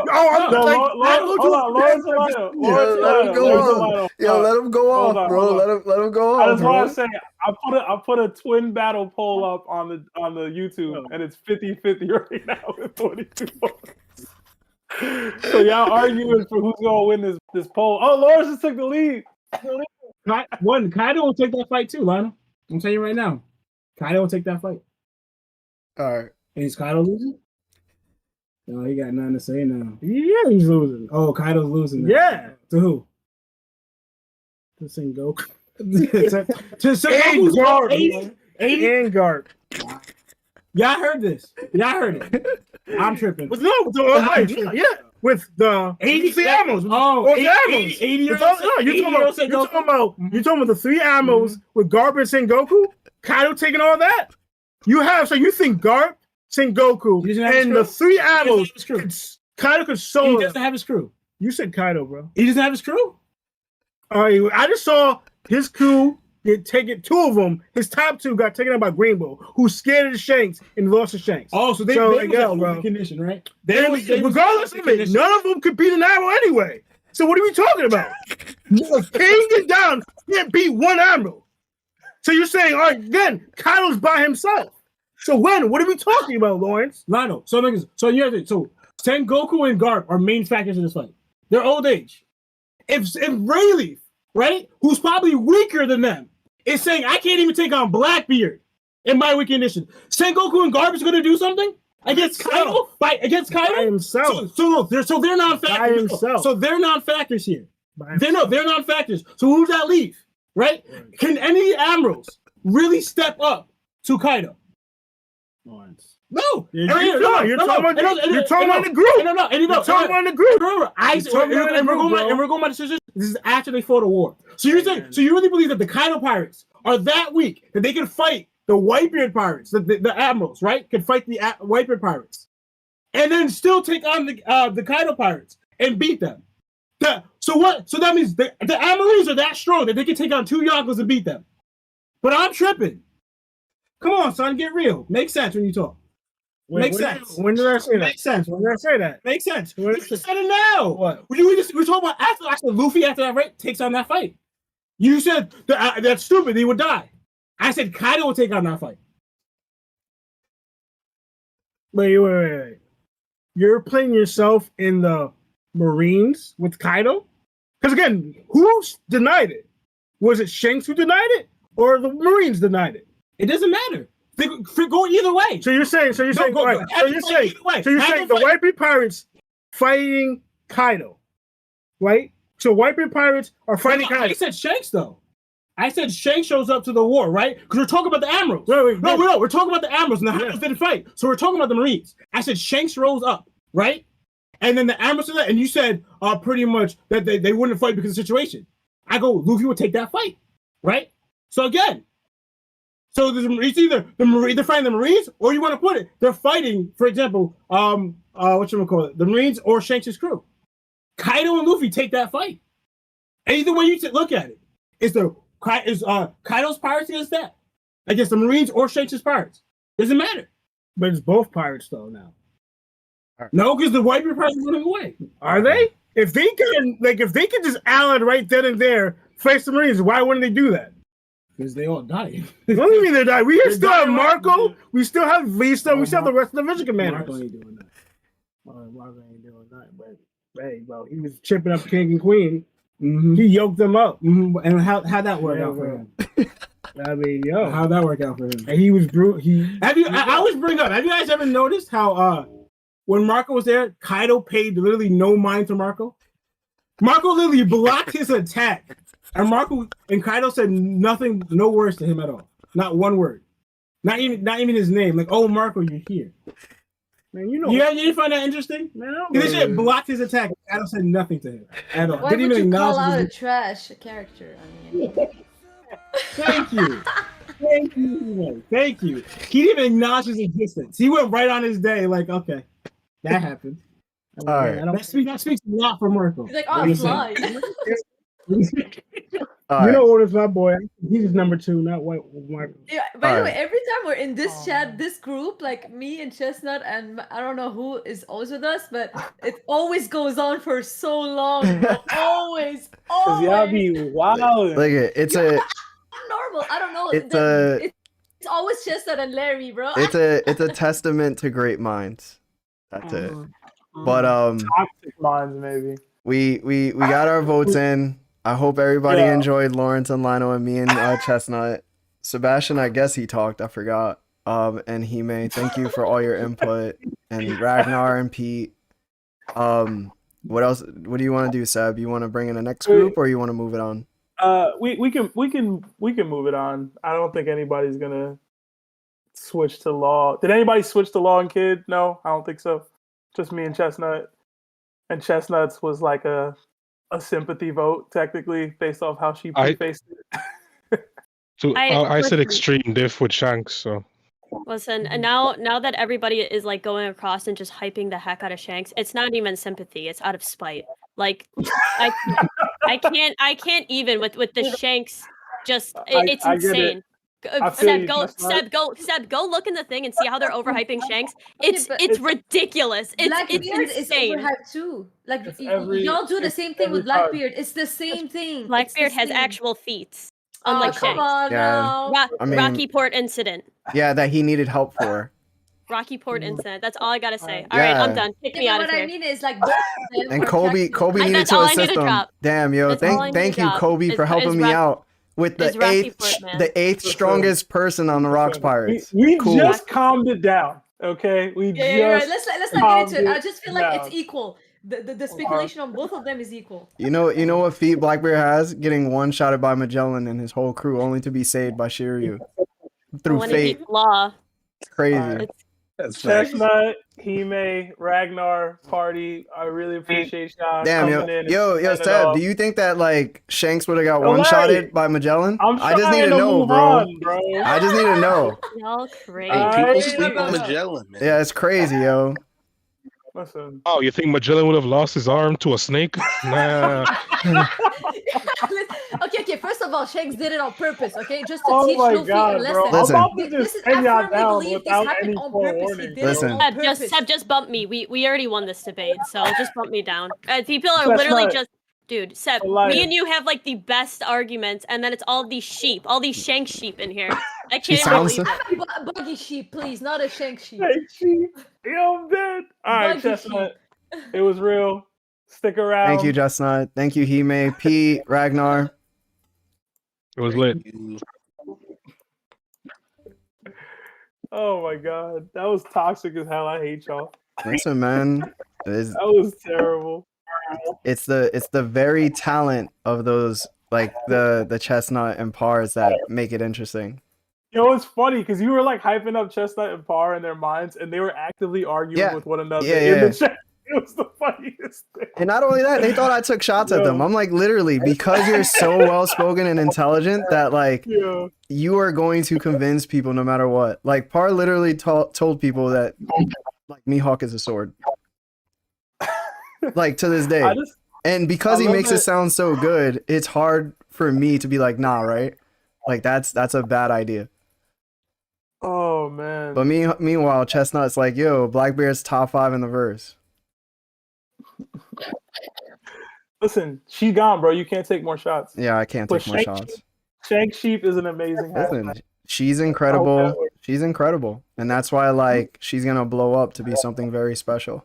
So I'm here for it. Right. We could probably get one more in. And I think it's gonna be a real interesting one. It's Luffy and Nami versus Big Mom and Streusen. And I wish HG was here because he is the Streusen expert for whatever reason. I don't know why he thinks we're gonna get big things out of him. But who hasn't gone yet? I think Messy Hair, CD, Shin. Yo, Lionel and Lawrence, remember to mute yourselves when you guys are not talking though. Yeah, let's go Wing Zero, Trig, Shin, Messy Hair, and CD. I think those are everybody who hasn't gone yet. Because you said Rimru's not actually here, right? You're gonna pull them in, or do you want me to do it? I'll pull them in. Well, yeah. CD. Shin. Yo, what's up? Oh, Trig. What's up? What's up? CD, my bad. I was gonna get you in for the last one, Buggy, but dude, no diffs everyone. Straight up. Oh, and Iron Hockey too. My fault. So is this still Buggy? I literally just got home from out of state, so. No. It's Big Mom and Streusen versus Luffy and Nami. Luffy, Nami, hands down. I guess I could put your vote in now, but yeah. All right. Larry left. I don't think he put the picture up. Oh, he did put the picture up. Okay. Well, yeah, I'll start with you, CD. Who do you got with diff and why? You said Luffy, Nami, but why do you think they win so easily? Okay, for one, I feel like if Luffy and Big Mom go hand in hand, Luffy's gonna be pushed to the point to where he can awaken Gear 5.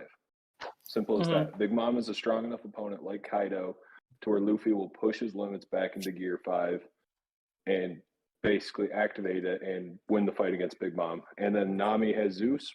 She could just ride Zeus up and just stay up in the air while Luffy takes care of Big Mom. That's a nice little battle choreography there. You think Big Mom pushes Luffy to need 5th? Or like... Yeah. Okay. Yeah, I think because Big Mom is on that level of Kaido and everyone, and Luffy had to push his limits to beat Kaido and awaken Gear 5th in the whole third pushing his limits. So same situation. Okay. All right. Wingo. 0. Wing, you there? I think we had issue with Wing last time too. Nah, I'm here. All right, bet. Who you got, man? What diff and why? Luffy and Nami, because obviously, like you said, either they can do the 2-on-2. Nami has Zeus and Streusen not beating Zeus. On top of that, either Nami and Streusen just gonna get knocked out from the residual calculus for both opponents, like Big Mom and Luffy go overpower Big Mom with Nika and just win personally. So to me, it'll be extreme diff. 2 Yonko fighting, Luffy wins. Luffy number 1.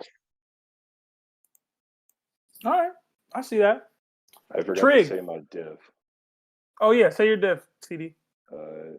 Just extreme, just because it's a battle of Yonko, so extreme diff Luffy and Nami. Okay. Trig. And I think is this the first time you've been on the DDT, man? I don't think I've seen. I think this might be a face reveal at minimum. Yeah, it's a face reveal, and I just recently joined the Discord and got active in it. But let me step outside away from I'm at work right now. Oh shit! How you good? Luffy and Nami, stream diff. I don't really think Streusen can beat Nami, and we all know that Luffy's gonna go Gear 5 and just smash Big Mom. So yeah, that's it for me. Stream diff, okay. Luffy, Nami, and also you guys keep doing what you're doing. I love this stream. Appreciate it, man. Seriously, Trig, we really appreciate that, man. Yes, thank you, Trig. I appreciate you, bro. Appreciate it, bro. Thank you. Larry, we got to have talk later on about you and your kid disrespect. Listen, man. Slander I got to deal with. Listen, man, if he didn't disrespect himself, we probably wouldn't either. You feel me? Don't worry, we're going to be eating good later on. We're going to be eating good. Hopefully it ain't metal, bro. Oh, man. All right, man. Appreciate y'all. Yeah, man. Messy hair.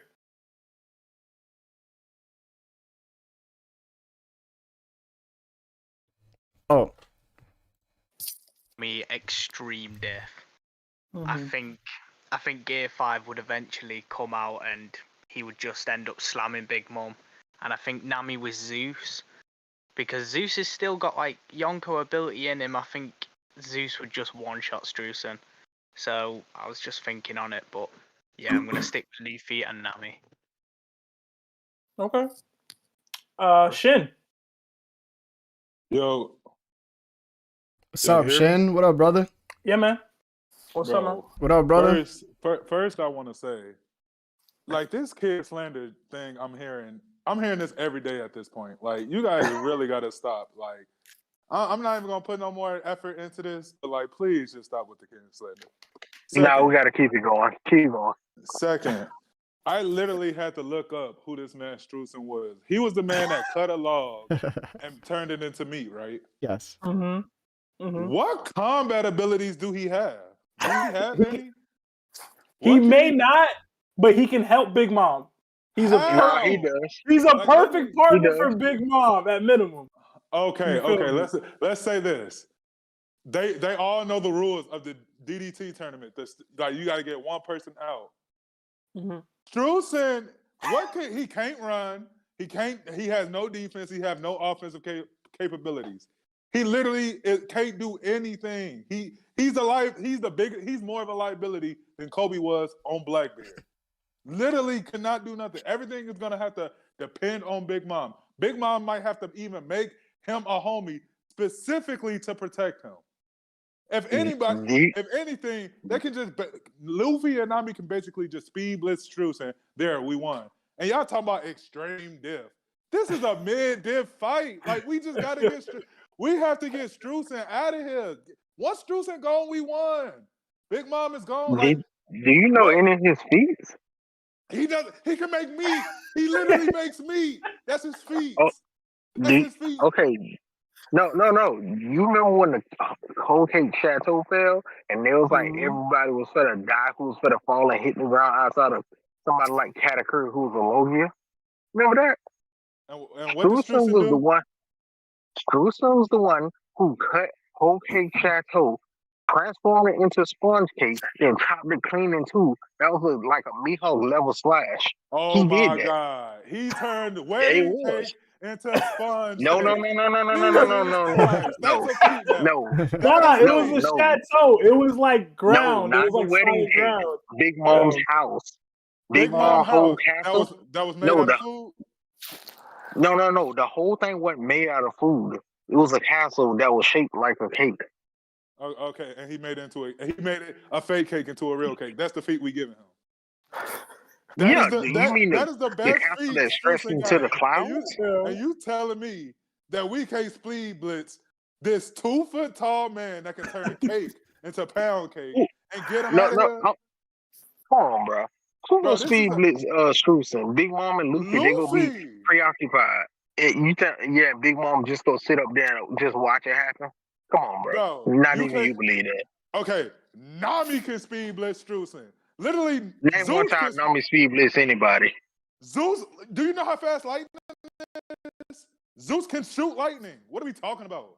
Streusen cool. And Nami still gotta get out. Nami still gotta get out of climb attack. Still gotta get out the climb attack. Swing it at this man and do a lightning. Streusen gonna get away by running like an old man. That's what he gonna do. He has no speed. You notice Streusen literally can cut into anything and turn it into food. Okay, because he can shut lightning, right? Oh, okay. You can do it to anything. He can. You think he can cut? He can react fast enough to cut lightning. That's what you're telling me. Yes. Come on, dog. Usopp was fast enough on Skypiea. No, I'm not. No way. A 2 foot tall man that's 90 years old that can only turn food into more food is dodging lightning. All right, so hold on. I just hold on, want guys. to ask you one last question. Just one last question. I hope you understand this. Do you realize that pre-skip, some people, weak people like Usopp, Sanji, Nami, and various others was dodging lightning? Unless you go tell me Big Mom's first person she ever had on her crew who was riding dirty with her through the whole Grand Line in the New World can't do something as simple as that. Okay, what other job he has besides cooking food? Because I haven't seen him fight. If he was that capable of fighting, he would have done something at Whole Cake Island. Prove me wrong. All right, so hold on, guys. Hold on. Whose turn is to give the vote? Who's voting? It was Shin. It was me. All right, Shin, make your point. Everybody else, mute up. Let's get your point across and vote. Okay, I'm gonna vote. I got Luffy and Nami low to mid diffs. Okay. Hold on, did I I don't remember if I calculated Shin's vote or not. I got CDs, Messi, Wing. Yeah, okay, I didn't. But all right, Iron Hockey. Oh, big man, them wagwan. Nah, deal with man. It's nice to see the twins out here. You know, sir? Wagwan, my brother. Yeah, man, there, man. So first things first. What Shin just said a while ago. I just talking in a Jamaican accent. Can't matter proper it up right now. You see it? So me I say that Shin. I'm just say a while ago about low diff. Virgin, come out here so with that, man. I don't know where you talk about this. What is that? Low diff? With Big Man? You have sense? Alright, now just relax, calm, keep patient, you know. Alright, so first things first, I don't believe the fight is going to be no low diff. You know, he had some good points on the whole Streusen point that Streusen is not really much of a fighter, you know. He would just be like, you know, the help of the big mom. So I agree with that. However, um I do believe Nami and Luffy takes this, you know, only because Streusen with a bit of downfall in the battle. Probably if it was somebody else, I would have say, you know, probably Big Mom, but the thing too is that Luffy's hockey grew while fighting Kaido. We know that Big Mom is devil fruit reliant. So no noting that Luffy's hockey grew and the fact that Big Mom is heavily devil fruit reliant. We don't know the extent that what how her hockey abilities are. So we can say maybe Luffy have that over her. There's a possibility. Um, everybody I hear me, everybody understand. You know? Yeah, we do. Okay. So yeah, so as I said, so Luffy will definitely have that over her. So it would definitely be very a tough fight. She's still Big Mom, even though she will use a lot of devil fruit. You know, she's still like a, as I said earlier on in one of the episodes, if you hit a truck against Big Mom, I think the truck is not going to survive, you know. So she's definitely one to take hits. And Luffy have to bring out a lot of hits in order to carry her down. While Nami can definitely take care of Streusen. He really has no fighting prowess. So it's definitely Nami and Luffy. Some of their I would say high diff. No, extreme diff because it's Big Man. Let I put it at extreme diff because it's Big Man. We still have to go pull a lot of weight, you know what I'm saying?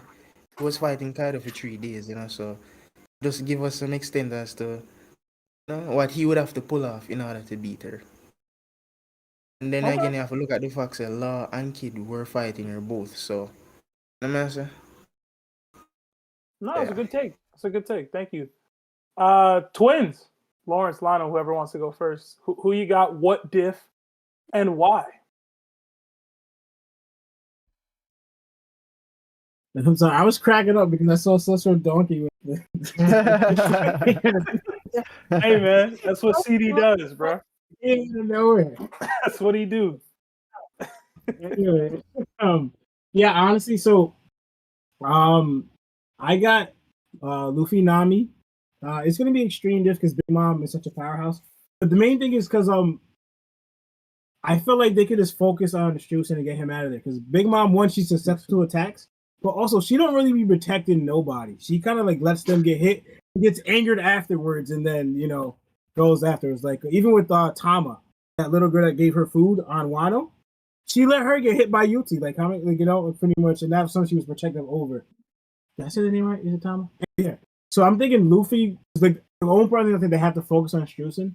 I noticed that Luffy, though, where I say it's extreme diff, because Luffy cannot fight at his full strength with Nami there. Notice all Luffy's one-on-ones. He's by himself. He has to tell his crew to go out there. Like Rob Lucy, he had to be by himself. Like Kaido, he had to be by himself. Old Luffy has to fight by himself. His crew, he has to know his crew is somewhere else that he can leave them to do their own thing, but they can't be involved in his fights. It's going to distract Luffy.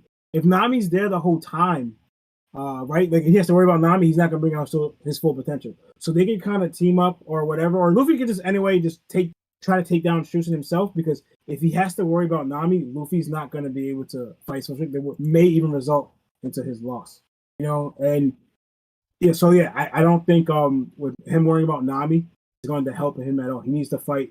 So like if they take care of Streusen, Nami can kind of sit back and let Luffy fight one-on-one, but maybe do some assist here and there if he needs, but Luffy's not gonna want that in the first place. But I think it's harder for Luffy if Nami's actively fighting with him. That's not what Luffy's used to. I don't think he's gonna fight well in that. They're under those standards, especially someone as strong as Big Mom. Streusen is not really a fighter, and his ability to do that. I'll give him some credit, but also note that he is 92 years old, so he's old as heck. So what he's able to do is going to be very limited in my. I think that's like one of the oldest person that we know of besides Chopper's like mother figure, who's like pre-time she was like 108 years old or something. But yeah, so I just feel like if once they can take out Streusen first, then Luffy with the fight his full potential because Nami won't be in danger, because both of those, like, he's gonna have to worry about Nami the entire time. That's my take. Okay, that's really fair, and I love the dynamic you brought up as far as Luffy having a fight with Nami around him. I do agree with that. I was going to bring that out myself.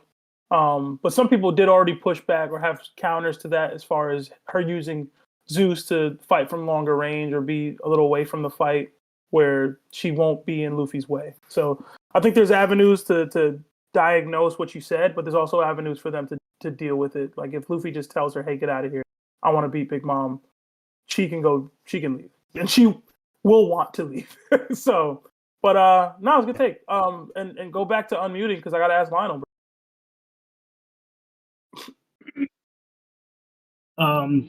Just so everybody's going with like Luffy and Nami, I kind of want to go with Big Mom, but again, I always go by logic and what they show in the manga. I do want to say that Lawrence did say that Streusen is 92 years old, but people forget that he was a pirate. He was a pirate, and again, this is going to the manga. We don't know about his past or anything really about him, but they mentioned in Wikipedia on page 872 that Streusen, his power, and he could be pretty tough in a fight, and he mentioned also about his speed running up the thing. And I also thought of his ability, he could turn any object into food. And I said, if he has that sword around, and you saw he was able to wield it pretty well, like proficiently, and you can think of Sanji when he fought that guy in the train, he was so proficiently with food-wise. But if Nami's using her thing, her staff thing, and he gets close to Nami, he could possibly turn Nami's staff into food, making it useless. And she can't use it at all. Because he can turn any object into food. Hey, I'm just saying, it can happen. I'm just Yo, CD, what are you doing, bro? Is that the horse and a horse banana, bro? It's a pickle, bro. Oh my god. It's a pickle. It's not a banana. It's a pickle? Oh, it's a horse pickle. Oh god. Oh god. Jesus Christ, Seth. Yo, what the fuck? He said 20 minutes. Sorry. Oh yeah. Oh my god. Yeah, I was gonna say he could turn Nami's staff into food. Again, I do not know his age, so like I don't know like how proficient he's gonna be in a fight in general, because again, age plays a factor in Luffy. But he did move. Like they said that he moved pretty fast, even at his old age back then. And again, he was a pirate, so he probably has some pirate experience as a fighter, as a swordsman in general. Just how Sanji and Zeph, they were pirates, but they're also a chef. He could be the same. He's a pirate and a chef. He's actually fever, and they're all relatively strong. So I'm not factoring that out. Like again, Big Mom is a powerhouse. She's again also say Big Mom's up there in age as well. She's 68 years old. I do play like age again plays a factor, and she's not as she was when she used to be. With Luffy in his prime. Right? Oh, he forgot the banana now. I can't. You're distracting me, bro. You're distracting me. Yeah. He's got that.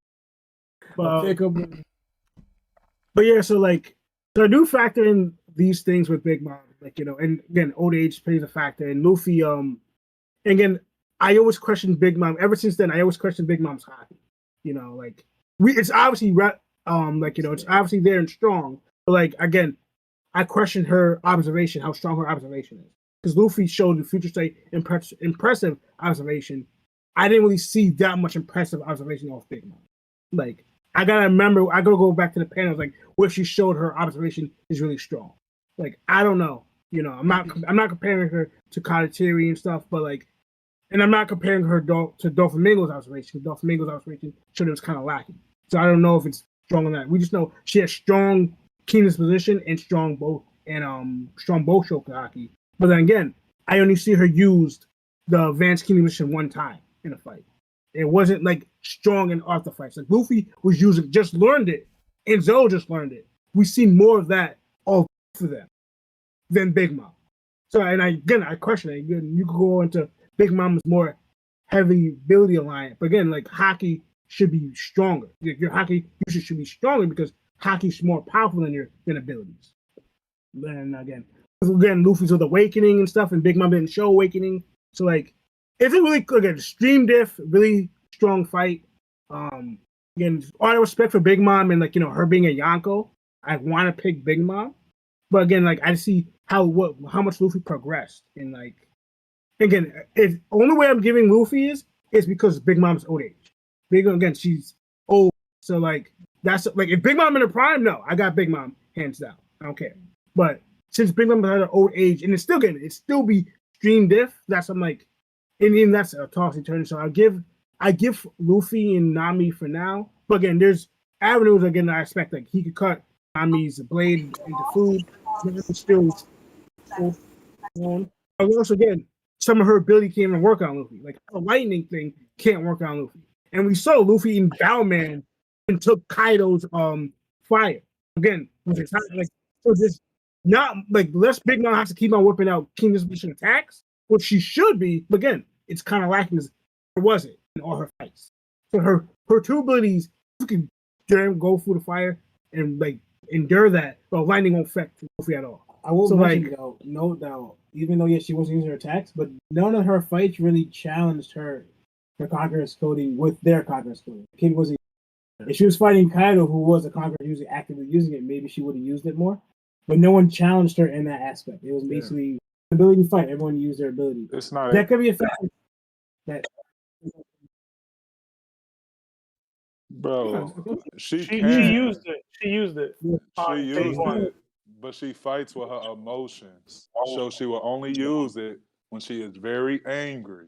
Just like she was very angry when Otama got hit. She wasn't very angry after that. That's why she didn't use it. She always fights with her emotion. We've seen it on Whole Cake Island. We've seen it on Wano. She fights more serious when her emotions are involved. Okay. I would say even like one of Big Mom's powerful attacks, she made at the end fighting Kid and Law. Like that what's that? She made she combined her ability and made that creature. Again, like that's one of the powerful attacks we saw, but again, cannot affect Luffy because part of it's lightning, and lightning doesn't affect Luffy at all. So even one of her most powerful techniques, that's really Hawks, that it was destroying and melting everything. That technique may not even hurt Luffy. But it can affect Nami though. That's where like they both have like Nami. I mean, Big Mom does have lax on her side to affect Luffy, but if she starts focusing on hurting Nami, it might affect Luffy in this fight. So it's a pretty. Luffy in Gear 5 can grab lightning, so he can throw that back at her. Who's to say he can't grab fire and throw that back at her? And why are y'all saying extreme diff? The literal whole tournament is just get one person out. Soon as Streusen gone, the match is over. Everybody stop. Time out. It's over. We stop fighting. Shin, soon as Nami out, same thing. Yeah, but Streusen is weaker than Nami. We don't know that. At old age, yeah, but again, he was a pirate. He was fight. Yeah, he was a pirate, but he's not no Yonko level first commander. He wasn't no third commander level pirate. Neither is Nami. Okay, but y'all be arguing that Nami could be queen. What? I said that. That was hold up. That was one person. It was Chestnut, and she's biased because Nami is her favorite character. Like Jesus Christ, y'all act like Streusen is just this. Oh, I've been on the seas for 90 plus years. I'm big man around here. It's Streusen. We definitely saw Nami not even getting. Nami wasn't getting past. What was it? Yulti? Yeah. Yulti. So how's she gonna take on Queen if she can't? She was losing the Yulti. Bro, I never even say she can take on Queen. That's other people in the Discord. I'm not trying to bring that up. But like Streusen, really, y'all act like Streusen is just this character that can like fold people. Hey, question. I Hold on. Go ahead, Wing. One at a time. If Big Mom and Luffy both use conquerors and they knock out Nami and Streusen, obviously they're gonna knock out both of them, right? With their conquerors clashing, like just knocking each other's subordinates out. What happens then? Does the fight continue? Yes, and then whoever wins the fight at that point wins. You know what I mean? But I will say, I don't think either of them would get knocked out personally. Yeah, no. Big Mom displayed. Remember when the Page thing with Big Mom had that memory and she did a burst of king disposition affecting everybody, Streusen was still conscious. Yeah. Like he didn't get affected by king disposition. And I don't think Nami would get knocked out either, because like actually, and Nami was He there was too, I also think. there, bro. Also there. Yeah, so like, granted though, it's But crazy how they Usopp had headphones on. That's why they didn't get knocked unconscious. They had on headphones. Streusen didn't. No, Or Streusen, Streusen whoever didn't. Yeah. Nami Streusen not getting didn't at knocked first. out by Then conquerors. What are we talking about? Hold Bro, on. she's Y'all the think navigator Nami's of the getting pirate. knocked out? Yeah, y'all think she No. getting knocked out by conqueror No. slashes, man? She's not Flampe, bro. Yeah. Literally, Nah. in the face of death, she said Luffy is going to be the Pirate King after the OT told her not to. She even yelled out at That's Kaido. OT, not a young Right. Hold on, but she even yelled out at Kaido when Kaido said he beat Luffy. Like she said, "Yo, fuck out of here." Like I don't see her getting knocked out by a conqueror's coding class. Nobody in Luffy's crew is getting knocked out, because the weakest person, the weakest mind, Usopp, didn't get knocked out by Big Mom's king disposition. So if Usopp, who's the weakest minded, the weakest person in the crew, then nobody else is When getting. did Big Mom ever try to use that on Usopp? Hold on. Bro. Wing. We gotta let one person talk. No more interrupting, guys. Oh, sorry. Yeah. Lionel, finish up, and then Wing can go after you. I'm gonna say this. That happened. Remember when in Wano, when Big Mom just unleashing her king disposition, and they Usopp started saying that it was his king disposition, knocking people out. That was Big Mom's. Like, so again, that's an enemy. Big Mom was just knocking people out. Usopp, out of even the Kaido's crew, some members were getting knocked out.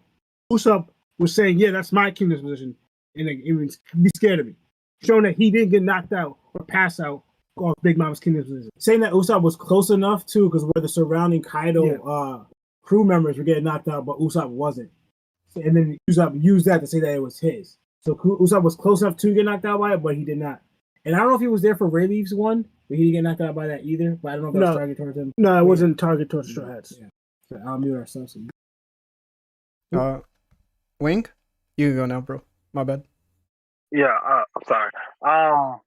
Only problem with that is Big Mom. They clearly showed that at that point in the fight with Kid and Law, Big Mom was literally got hit with awakening attacks, took in some souls, killed herself, got a little bit bigger. Then next time we seen them, like Usopp was like, "Oh, it's Conqueror Saki," and everybody said, "Oh, is that you?" And Usopp, like, obviously lying through his teeth like usual, thinking it's Sir Village. Yeah, that's me. Just because Usopp was saying that doesn't mean Big Mom was actually out there just doing the fodder control to fight Kid and Law, which obviously nobody in here really believes that Big Mom's Conqueror Saki is enough to do the fodder control and knock out Kid and Law. Nobody really believes that. Big Mom obviously was using it to do attacks because he heard the shockwaves and all the stuff. The next time we seen Kid and Law and Big Mom, Kid and Law was knocked out on the ground, damaged everywhere, and Big Mom was about to kill them. So I don't see Usopp like just sitting up there tanking it. Plus, if you actually go off of like any Yonko doing Kakurasaki, only people that can even stand toe to toe with a Yonko on a crew, like, are like the commanders, and they can only do it for like a split second until the Yonkos get pissed off and they actually start fighting for real. So I don't see Nami, who couldn't even be the Flying Six member, sitting up there like tanking like Big Mom using Kakurasaki. Because if somebody like Katakuri was getting affected by it, nobody in here can literally say with a straight face Nami wouldn't get affected by it. If Katakuri, Smoothie, Oven, Daikuku, Harold Sparrow, all those heavy hitters was getting affected by it. Can I answer that? Yeah. Go ahead. So they wasn't getting affected by the hockey. It was Big Mom loud mouth. Literally, she was screaming to the top of her lungs. And that's why it didn't affect nobody with earbuds. It was literally just a sound messing their head up. It was not the hockey. That's why everybody was in like shambles. He combined it with it. They even said Capone and Lola. Capone and Chiffon said Big Mom combined the Kakurasaki with her screams. That's why you seen everybody when before they put on their earplugs, everybody was, oh my God, they'll fall on the floor. And you start seeing people foaming up at the mouth. Then you try to hurry, like start making earbuds for everybody, and literally start putting them on everybody. And all of a sudden, everybody's good, we're normal again.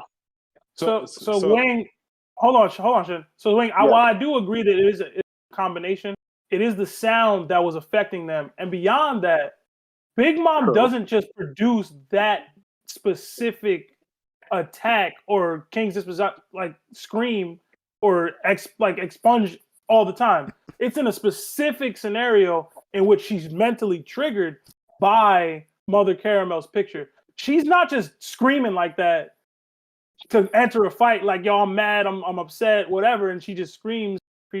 To recreate that moment, you have to smash the picture. It also leads to her vulnerability. Like there's like way more context in that, in my opinion, than just her conqueror's ability. You're at 100%.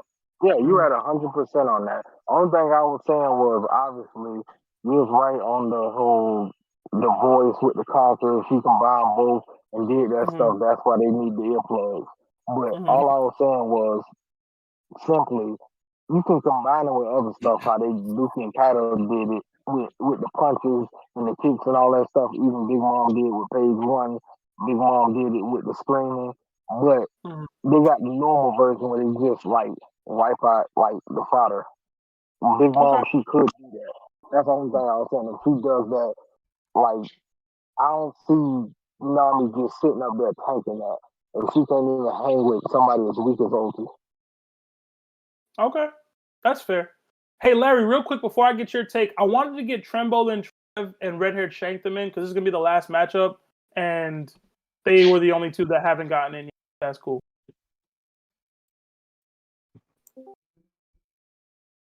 Hey, do you guys mind if I make a point real quick?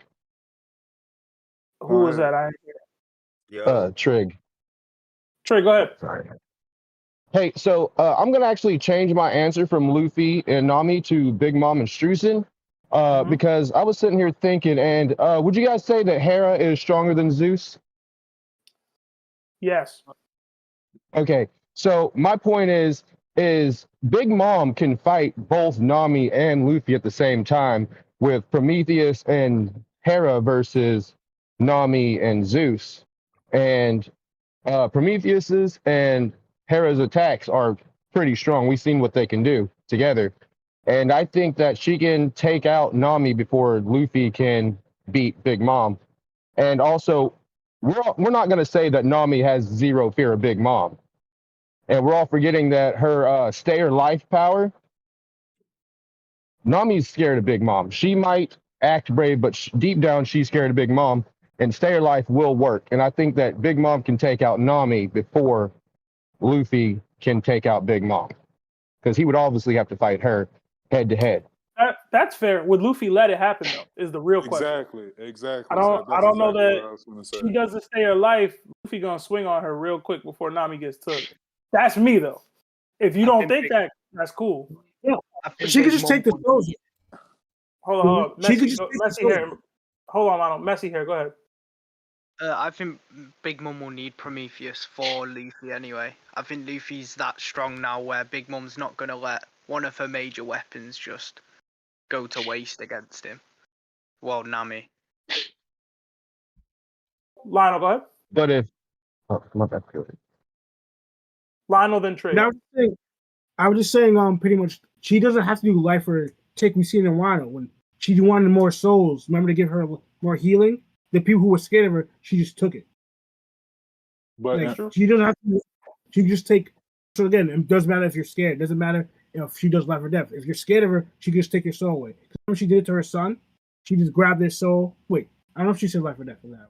I know she could just probably take your soul. Don't pause it. Don't be it. One more thing.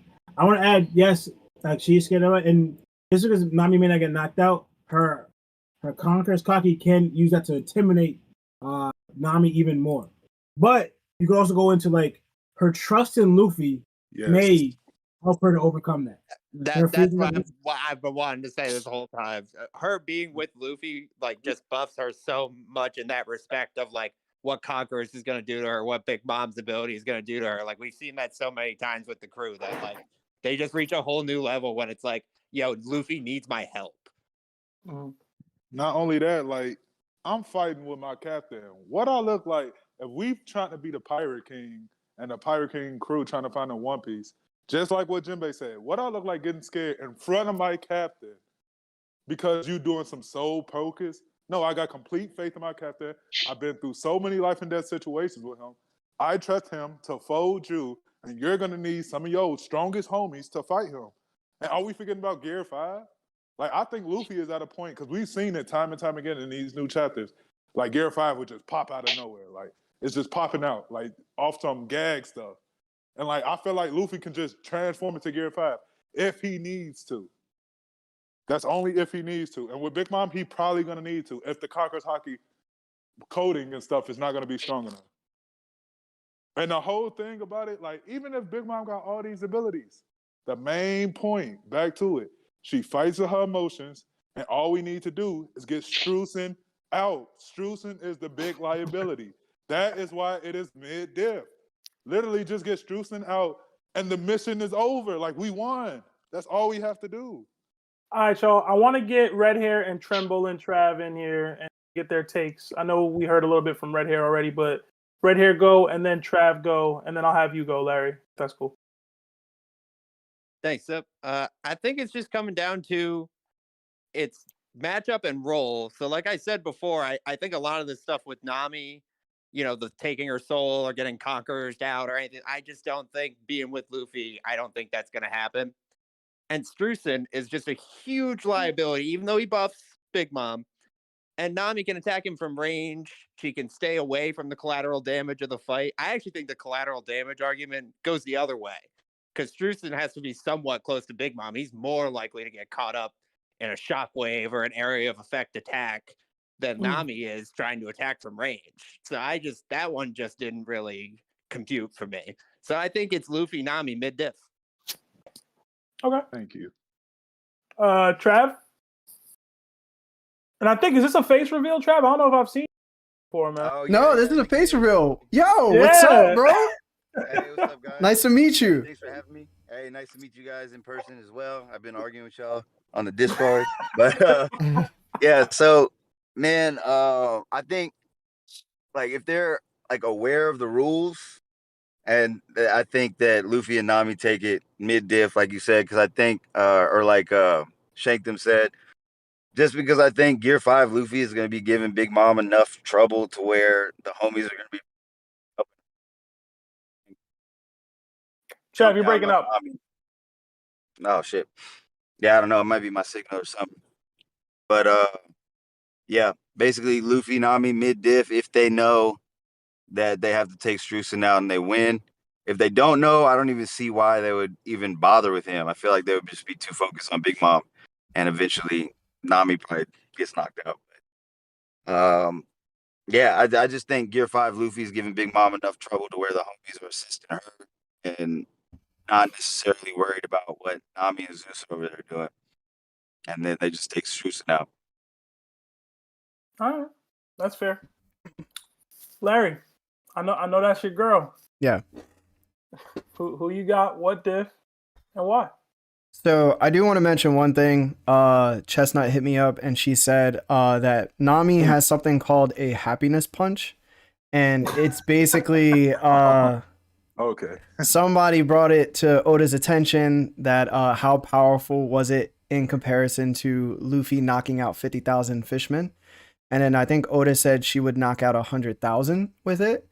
And it's basically her in a bath usually, and when her top comes off, it causes people to have extreme nosebleeds, etc., etc. Even though Oda called it a joke, I guess you could add it to that. But if I'm going off of what I truly think, I heard everybody's opinion, man, and it was hard for me because I am a Big Mom fan. I think she was treated terribly. I've said that more than a couple times. What I will say is this. I do think that Luffy can't beat Big Mom right now still because he just gasses out way too quick. I think that's still up for debate if he could even have Gear 5 last longer in comparison to before, and it's all speculation on my part. But what I will say is I think the way the battle would go would be that Streusen is definitely the weakest character out of the 4, but he's so small that he could fit on Zeus. And we know that in order for Luffy to get that high into the air, he would have to either do Gear 3 to launch him up or go into Gear 5 to fly up. If Big Mom and Streusen are on Zeus. If you mean Hera? No. If he's on Zeus. Well, you think Nami would have Zeus. Yeah, but Zeus is not going to stay with Nami if Big Mom is there. Yeah, he would. Yes, he would. Especially after Wano. Are you kidding me? Exactly. Wano, Big Mom just did Big Zeus bogus. Mom tried to take Zeus back. She tried to backdoor my boy Zeus. Did he? He's not going. I don't. Maybe I forgot that. But let's just say that she's chilling on Hera, because didn't she fly with Hera? Yeah, just switch it to Hera. It's fine. It's stronger anyway. I just feel like she does. What was that attack that she did that was like sent across the whole rooftop? Fulgora. It was something like that. God of Lightning Tenjin. Oh, never mind. Oh yeah, when she was in the air and everybody got and everybody got zapped. I think that if she does that move and Luffy doesn't knock her out before it happens, then it hits Nami, because Luffy's not going to be able to carry Nami at all. The same way like Big Mom could carry Streusen. So even though you think that Nami could just like manipulate Tenjin to a degree, I mean, yeah, but I still feel like that attack was so wide range that it hit everything. It just didn't hit one area. So I think it would take Nami out. So I'm gonna go with Big Mom and Streusen. I did think with Larry with the whole Raijin thing with going everywhere. Mm-hmm. I think because we saw what Luffy did to Kaido, Luffy might be able to turn Nami into rubber, and she won't get affected by the lightning. That is true. I didn't think That's a about good point. That is an amazing point. But this is the thing for me, right? He'd have to do it though. Like he'd have to be in Gear 5 for that. He can't just do that. I don't even know if Luffy knows he can turn Nami into rubber, because he didn't know that he could turn Kaido into rubber. Like That's a fair point. He was doing it by accident. Yeah, there's so many things surrounding Gear 5. Like, we're very hyped about it, but I feel like we know more about Gear 5 than Luffy actually knows about Gear 5. I would say that he knows that he can do it now. Like when he grabbed Kaido, he did turn rubber. So I feel like he knows he could do it now. But again, he would have to be in Gear 5 to do that. He can't just instantly go, oh, snap. His first reaction would have to be rubberized Nami. Yes. Yeah. So which is like not a guarantee. Well, he has future sight, so he might be able to do it. But the point is, we got that from Kaido's aspect, that Kaido was turned into rubber. Meanwhile, Luffy's in the clouds. He doesn't really know that he's turning Kaido into rubber. So, plus, that means that Luffy has to go into Gear 5 immediately. I think by the time he jump roped him, he figured out something was up. Yeah. Even then, he still didn't know what was going on. Yeah, but at the minimum, he's had some time to think about it. I think even Luffy, who is dumb as rocks, is going to be like, I have rubber powers and I jump rope to do. Okay, so the question to everybody is, do you think Luffy just uses G5 from the get-go immediately in the fight? Okay, so he's going to start using Conqueror's Haki Coding for sure, though. Oh, yeah. And Rio and Gear 5. He's gonna go full hard on all his Haki techniques. And maybe Gear 4 right away. Okay, so if that happens and she just does Tenjin and he's not in Gear 5, he can't manipulate the lightning. He can't throw it back. It's just going to hit Nami. We don't know how long it takes him to transform now that he has like some control over it. It could be an instantaneous thing. Like he could be able to react to that and get into Gear 5. Yeah, but you guys just all admitted that he's just not going to go into Gear 5 because he's just never gone into those abilities. Once the attack starts, we don't know. But even if the attack starts, he's not just gonna just jump into Gear 5. Larry, what I'm saying is, I don't think he needs to get into Gear 5 to protect Nami from that attack. If he goes into Boundman and just jumps in front of her to block or shield her from it, she'll be all right. I also want to point out, and maybe I'm tripping. That's not true either. It is. Because hold on, you're speaking as if like Luffy's going to put Nami into his Gear 5 mode. I mean Gear 4 mode.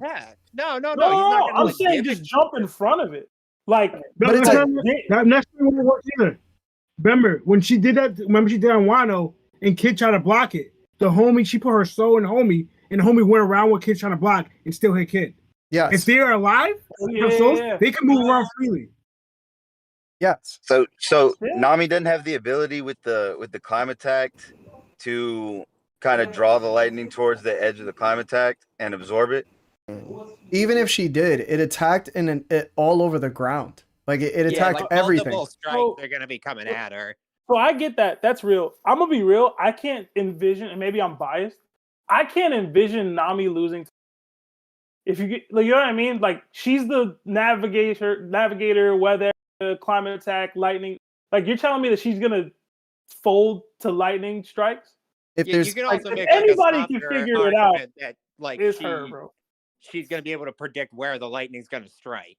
Not if it's homing beacon in that way, but That's Zeus true, can that's also homing beacon in that same way and clash with Hera. Now you're assuming whether or not who's winning that battle. But it's not Hera. That's not Hera.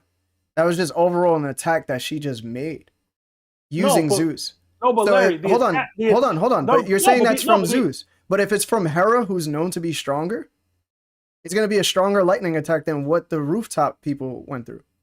Don't she need time to cast that attack though? No, she did it instantly. Did she, or was they fighting Kaido and then she just? No. Hold on, y'all. What actually happens before they even get onto the rooftop? She has Zeus go eat a bunch of lightning that's there, right, to power him up, and then she uses the attack while they're distracted by Kaido. So there is a build up to that attack specifically. There is. I'm not saying she can't do that. I'm just saying. But that goes into the question of like, do the combatants get prep time before? They just know what they need to do to win. They so enter like the fight. She can't like preemptively load up Hera with lightning. No, and same for Nami. She can't preemptively load up Zeus with little thundercloud stuff before the fight. She would have to do that. Does change it. That changes it a lot then, because she's gonna have to spend time powering up that attack. Exactly, and it was already lightning happening above Wano because it was a thunderstorm, so that was just natural lightning. She's gonna have to conjure the light. Even if she conjured the lightning, it's still gonna be her lightning, so Hera would not get powered up at all. I just feel like Nami can predict the weather. Yeah. She good. Prove me wrong. Did Nami ever get lightning struck in Skypiea? She ever got struck by lightning? Nah, but that was because Anel was feeling her low. Wow. Do you like the way she look? Yeah, Anel wasn't trying to mess up his chance. he was like, "Yo." So go ahead, Iron. Do you all think Gear 4 would be a weakness in terms of the battle? Because I remember when he was fighting Kaido, he went into Gear 4, it takes him and be out like 4 minutes in order for him to regain his haki. Do you think if he went into Gear 4 fighting Big Mom, if Nami, well, we know it's Nami now able to hold her back, but do you think it would be a weakness because he would need to regain his haki? I think Luffy haki bloom that he experienced in Wano is gonna increase his haki stamina to a point where he won't need that 10 minutes. Or he's gonna be able to use it for like a much longer time. I think he can use it for much longer, but I also think that Nami will be able to get Streusen out of there before Luffy taps into any extreme like fatigue or anything. Especially now that he was able to fight Kaido in the pocket without using the Gear 4. I mean, Kaido was holding back, but he's still able to fight at a high level, Sky Splitter level even, with using Conqueror's Coding and Rio. So I don't think he was Gear a better 4 will gas fighter him without out. Gear 4 before he got Gear 5th. You know what I'm saying? Right. But that's me. I personally think Luffy might even could beat Big Mom without tapping Gear 5th. But yeah, I know how I look at Big Mom. So I think if Big Mom stays away and Luffy has to like run towards her, and she has the ability to just like spam stuff, it's gonna be really hard for her, Nami, to even avoid like Prometheus. I don't know. I just feel like that's the weak point, is that she can create distance and then Luffy has to gain distance and then Big Mom could just spam. I think if it hits Nami, it's just over for Nami. Like Luffy doesn't have the ability to just grab Streusen if like Streusen is hanging on to the back of her hair and he has to go through Big Mom at that point. Like Big Mom is just gonna fight Luffy and then like Nami has to deal with all her homies. And it's like, is Nami strong enough to deal with homies like that? Given that she has Zeus too, I just don't think so. I don't think that, you know, it would even be questionable for like Jack to deal with it, or even Queen to deal with that. I also think Nami has a harder time just straight up clipping Streusen than some of y'all might think. He can run away. He can turn stuff into food to protect himself. Like he can maybe even manipulate Zeus or trick him. I think it's harder than she just attacks him with lightning and he's dead. I don't envision Nami just clipping him that easily. I think she would. I think it would be like a diff or whatever.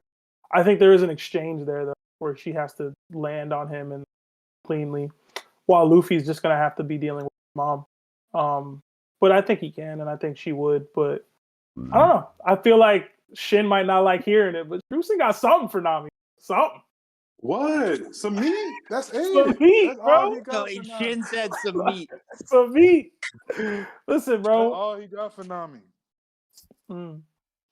But I will say that. Go ahead, Lawrence. I was gonna say, I will say this: like, what if Big Mom gets like, you know, she gets one of her rage modes, gets really mad that finding out that Nami stole Zeus from her, right? And remember how when she got really mad, she like speed blitz UT in page 1. What if she does that towards Nami? Can Luffy stop that? Because if Nami takes that hit, it's over. But Big Mom don't care about Zeus. I think Mom already knows personally, that Nami has Zeus. Yeah, she knows. Personally, if Luffy can't stop that moment right now, then what are we doing? As like, what are we reading? If he can't prevent that from happening. If somebody could pull up and smoke one of his Nakama, what have we been reading for 1,000 chapters? And maybe we're not supposed to use narrative, but like keep it a buck. We're gonna be reading Sabaody all over again. Yo, and I'm saying that's not happening right now. That's what I'm saying. We're at a point where that's just not happening. But at level of Big Mom is like, all right, yeah, they were like, that's Kuma, but this is different. This is Yonko doing it. Like he would have to react that fast to jump into to stop it. I think Big Mom faster than Luffy. No, Big Mom is not faster than Future Sight. Exactly. So y'all act like Big Mom No, Kaido was faster than Future Sight. Big Mom is not. How fast do y'all Luffy think would Big have Mom? We're gonna disagree upon that. Big Mom fast enough to deal with Future. Big Mom fast enough to keep up with Kaido. I mean, if Big Mom throws something at you and you got Future Sight, you're not guaranteed to avoid it just because you got Future Sight. Like Cat still mess around and get blitzed by Big Mom on some level. Jesus Christ. No, I know. I'm just saying in the particular circumstance of he's trying to protect Nami. Yeah. Big Mom's not attacking with the speed that his Future Sight doesn't give him forewarning to protect her.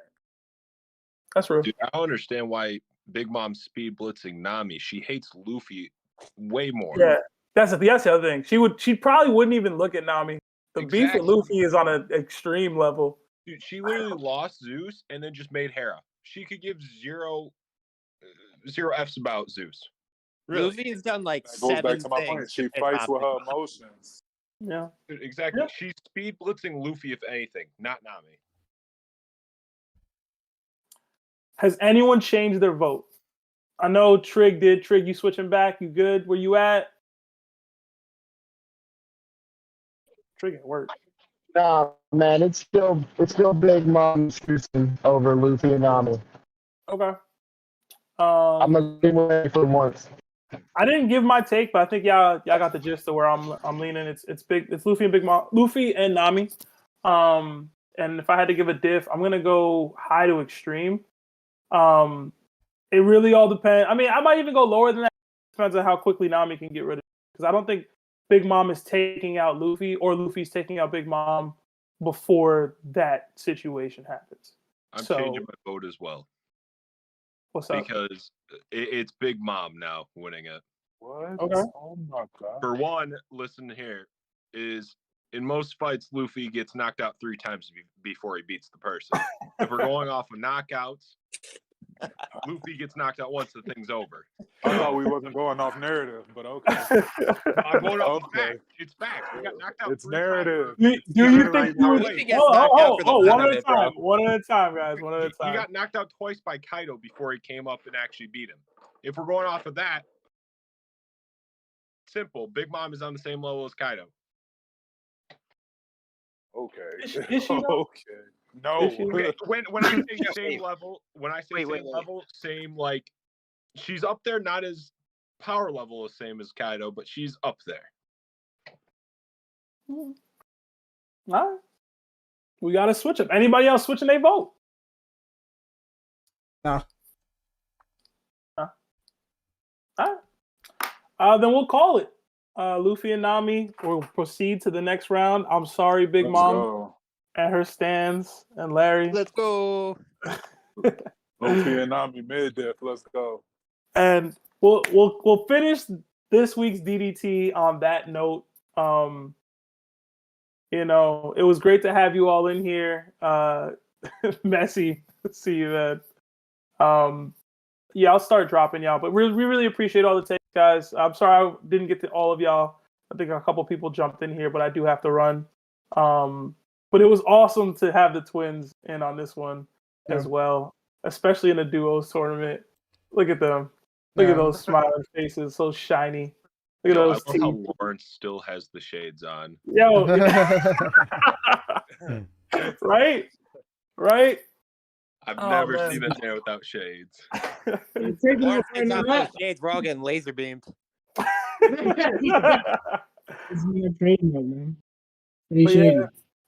This has been awesome. I'm gonna drop you guys now before we give our final words, but we really appreciate you guys popping in. Hashtag Buggy Gang. Buggy Gang all day. Thank you guys. Buggy no diffs. Remember, Shanks is dead weight. Yeah, man. Thanks for having us, guys. You know. Thank you. Big up on yourself. Thank you, Iron. Trav, face reveal was fire, bro. You feel like you just got out the gym, man. Yeah, definitely, man. Hey, appreciate you guys. Thank you, man. Have a good one. Yeah, you keep up the stream, by the way. I love it, you know. On there, I love a theory about the whole devil fruit hockey thing. Oh, thank you. It was awesome, you know. Yes, sir. Did we hit 10K first week, Larry? I think we're close. I don't know if we did it. Yeah, close, very, very close. I think we hit 10K. I'm not too sure. I haven't been paying attention. I just hear all the nonstop comments about people hating me, so it's nothing usual. It's nothing new. Oh man! Before we drop Shin, man. You went out, Seb. Hello? Seb, yeah, you went out. Oh, Shin, man. As always, bro. It's good having you in here. You bring the passion, the energy, and you love arguing with people. Yes, sir. Yes, sir. I love it. That's what I live and die for. You just know this the Among Us dynamic trio right here. Ain't nobody ever gonna top what we was doing. We was putting in work. Always. Gotta make it happen again. But all right, Shin. Have a good night, man. All right, gang. Later, Shin. All right. Lawrence, Lionel, this is what the Davies Dark Tournament is like. I hope you guys enjoyed yourselves. Hopefully you guys can make a couple more episodes. Before you guys jump, I did take a picture of all the super chats that we didn't get to read because I was too distracted. But I wanted to read them with you guys now before, we ended things. We got a $2 super chat from Carson Cardova. It says, "Love y'all. First time here. So happy." Thank you, Carson, if you're still out there. We got a $14 super chat from Nick. It says, "Hey, Larry, some money for Taku Fireman calendar." And by the way, Kaido and Orochi win diff. That was the Kaido and Orochi versus... I got the bracket right here. Oh, Ino and Neku. Yeah, that was a pretty easy. We got a $5 super chat from Oz the Phenom. It says, "I'm a little... But what's up, boys? What's up, Oz? We had you in here for a little bit." We got another $7 from Nick. It says, "What are you saying, Larry? They can't win against Kaido. You're capping." I'm pretty sure that was into Ino and Neku. That was your worst take of the day, bro. I'm sorry. What? That was your worst take of the day. I mean, listen, if he can get hit in the body, oh my god, bro. I don't see how he could come back from it. But I mean, it brought up the question: is it only the heads, or is it just the body too? And I feel like nobody put that into perspective. So you can eat one if you want. I just feel like Kaido he's too strong, man. He's gonna make it happen. Listen, I respect Kaido. I respect Kaido more than a lot of other people. He wasn't acting like it today, bro. All right, he wasn't. Yeah. Our next super chat was $2 from Strahd. It just said, "Larry, stop." So that was pretty funny. We got another $2.79 from. It says Larry needs water. He needs to hydrate himself. I'm pretty sure this is all in relevance to your Kaido take today. It was wild. It was a wild one. I didn't say anything that another... crazy. I literally just said that one of the minks can just bum rush this guy. That's it, and just hit him with one attack. How is that so crazy to even think of? Like, it's like, yo, it might be possible. Because we've seen the minks bum rush Orochi past, and they went for his head. His head pops out. He does that. Like, that's his thing. That's cool. And their counter to it, yes, was heads off. But the thing is, like I said before, we took narrative out, and narratively, the only reason they went for the head like that is because it was to prove that his devil fruit was a mythical Hydra. And it's like, bro, narrative out. What's the most likely place somebody's going to hit? The body. Why not? I feel like if you think that's the craziest take I've ever had, then you probably haven't been listening to me. Not just today. You were pretty that was a simple observation. It's nothing too crazy. It's not anything out of the realm of possibility. It's like, yo, it's the difference between aiming high and low. But again, though, you guys love the story. You love the things that happens in narratively. You tell me that characters are either strong or weak based on what happens in the story because the story needs to progress. And I'm telling you, since that's not involved, Luffy ain't beating Cat. You know what I'm saying? That's just me. But go ahead. I'm not gonna lie, I kind of like agree with it. Like, I didn't think it was that crazy of a take. Like, it wasn't. It's just, you know what it is, Lionel? People love to hate on me, bro. And that's it. It's they get joy out of it. And like anything I say is like, yo, this is a level 5. They're like, nah, yo, that shit was super dumb. Level 100. All right. I get joy out of it. That's why I don't get bothered, bro. Dude. We got another $2.79 from Nick. It says, "Yo, Seb, Batman, Negative, Cat Viper, and Dogstorm." Lawrence Lionel, if y'all don't know, all my Batman slander has recently joined the Discord. I be hating on Batman in the Discord 24/7, and our fans are starting to get bothered by it. So it's cool. Batman ain't doing shit. He's definitely not being light in a detective. Because it's actually hating the people that be doing work, but like the people that just be strolling by doing nothing. What? Who's that? Who's that? Buggy, Moria, Blackbeard. Blackbeard is on demon time all the time. All right, he be about it. But he's not really putting in the work. It's more like he's capitalizing on opportunity. You know, where you have like Luffy legit putting in the work. Like, you can't deny that Luffy's not putting in the work. Luffy is. You know, I don't care about that. I'm like, you know, like even the Rocky Point incident is one of his most famous. One of the famous incidents. Wasn't Batman born a billionaire? You're talking about putting in work. I don't want to hear that. Putting in work. So he didn't train. So he didn't train his mind. So he didn't do that. Just so that's the difference. Like, no offense to Iron Man, that's someone who had money.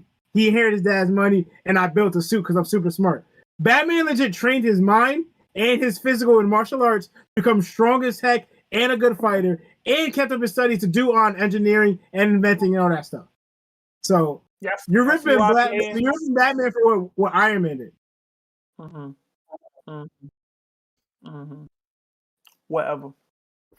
Anyway, Batman definitely not negative in them.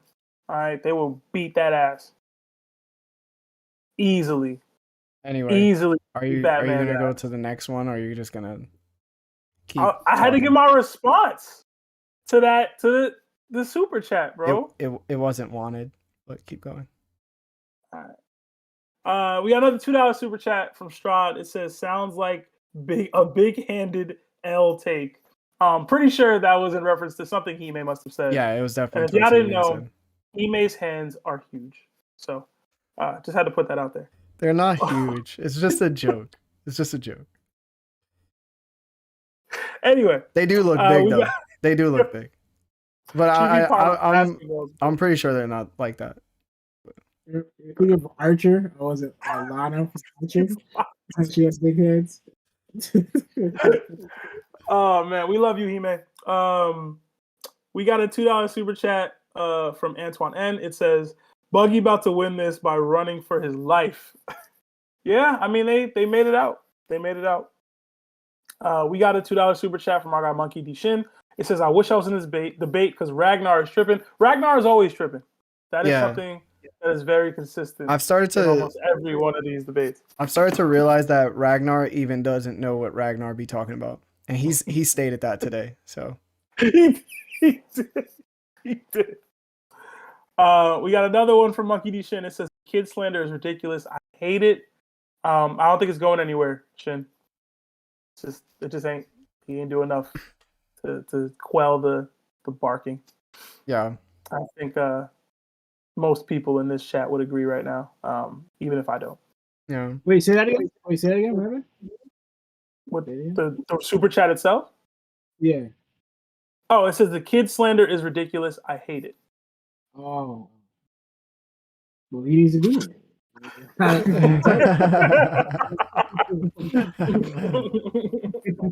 I agree.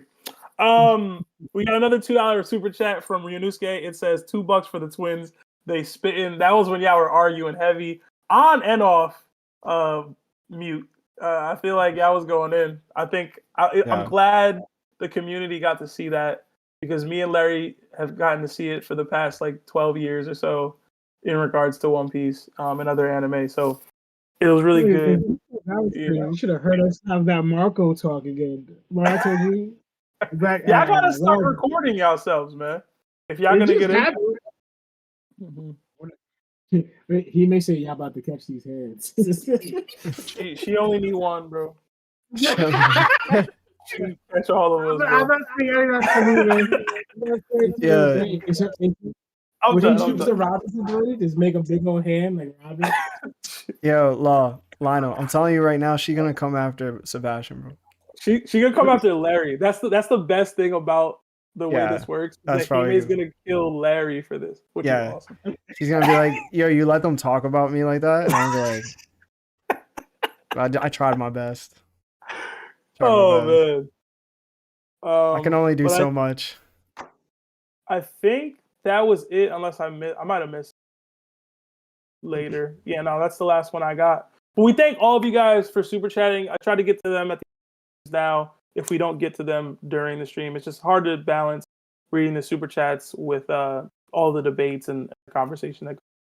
We really appreciate everybody who stuck around this, super chatted, and has been a part of this. Like we say, it's super awesome to get to communicate with you all in this vibe, whether it's power scaling or whatever we're doing, because we don't get the chance to talk to you guys all on the podcast on a weekly basis, because we just can't get the calls as often. But twins, Larry, you guys want to say anything before we wrap? The twins can talk. No. Again, we just want to say thank you so much for having us. Honestly, we really enjoyed our time here. Like, talking to everyone, seeing everybody face to face, and just talking about One Piece again. It's always fun to have and enjoy. Whether on podcast, on the stream, or like even on Discord, which I want to be on Discord more. But again, like I'm really busy, but I'm going to work harder on being on Discord and trying to make these events willingly, hopefully. But yeah, it was a pleasure talking to everybody, hearing everybody's takes and their ideas and with their thoughts and views. So again, I'm happy I was able to show up, and hopefully next time. Yeah, same. Everything Alana said. I always feel like I have a lot to say. The stuff we don't get a chance to get it out, but just being able to be with everyone and talk about this stuff and share with everyone is dope to me, because again, I was where it started. At first, it started off with me and Lana, then Sebastian and Larry, and now we have all you guys, which is just phenomenal for us. And I know you guys feel the same way too, where you guys had it maybe just yourself or just a few friends there, but now you have this whole community and they're all shared together. It's awesome to share that, something that we all have a common interest in and we're passionate about, to share our thoughts. And yeah, we may get into heat debates with each other or whatever, but remember, it's all love, and we're we don't take it personal, and it's just like we're just sharing our thoughts and our opinions on what our takes on something. So this is just great to have that we can just go back and forth and continue every week to have this communication with that. Well said, said. y'all. Well said. Well said. I don't have much to say, to be honest. I usually do.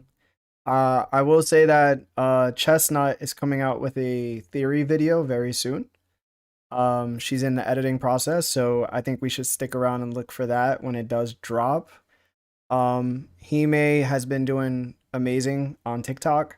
If you guys haven't followed, follow. We do have game nights, we have movies nights, and we have watch parties. If you guys want to enjoy more of that and be with the community that we've built, which is, you know, very much a very comfortable and safe environment, join our Discord. I hope that anybody that comes here knows that it's not about arguments, but it's more about debates.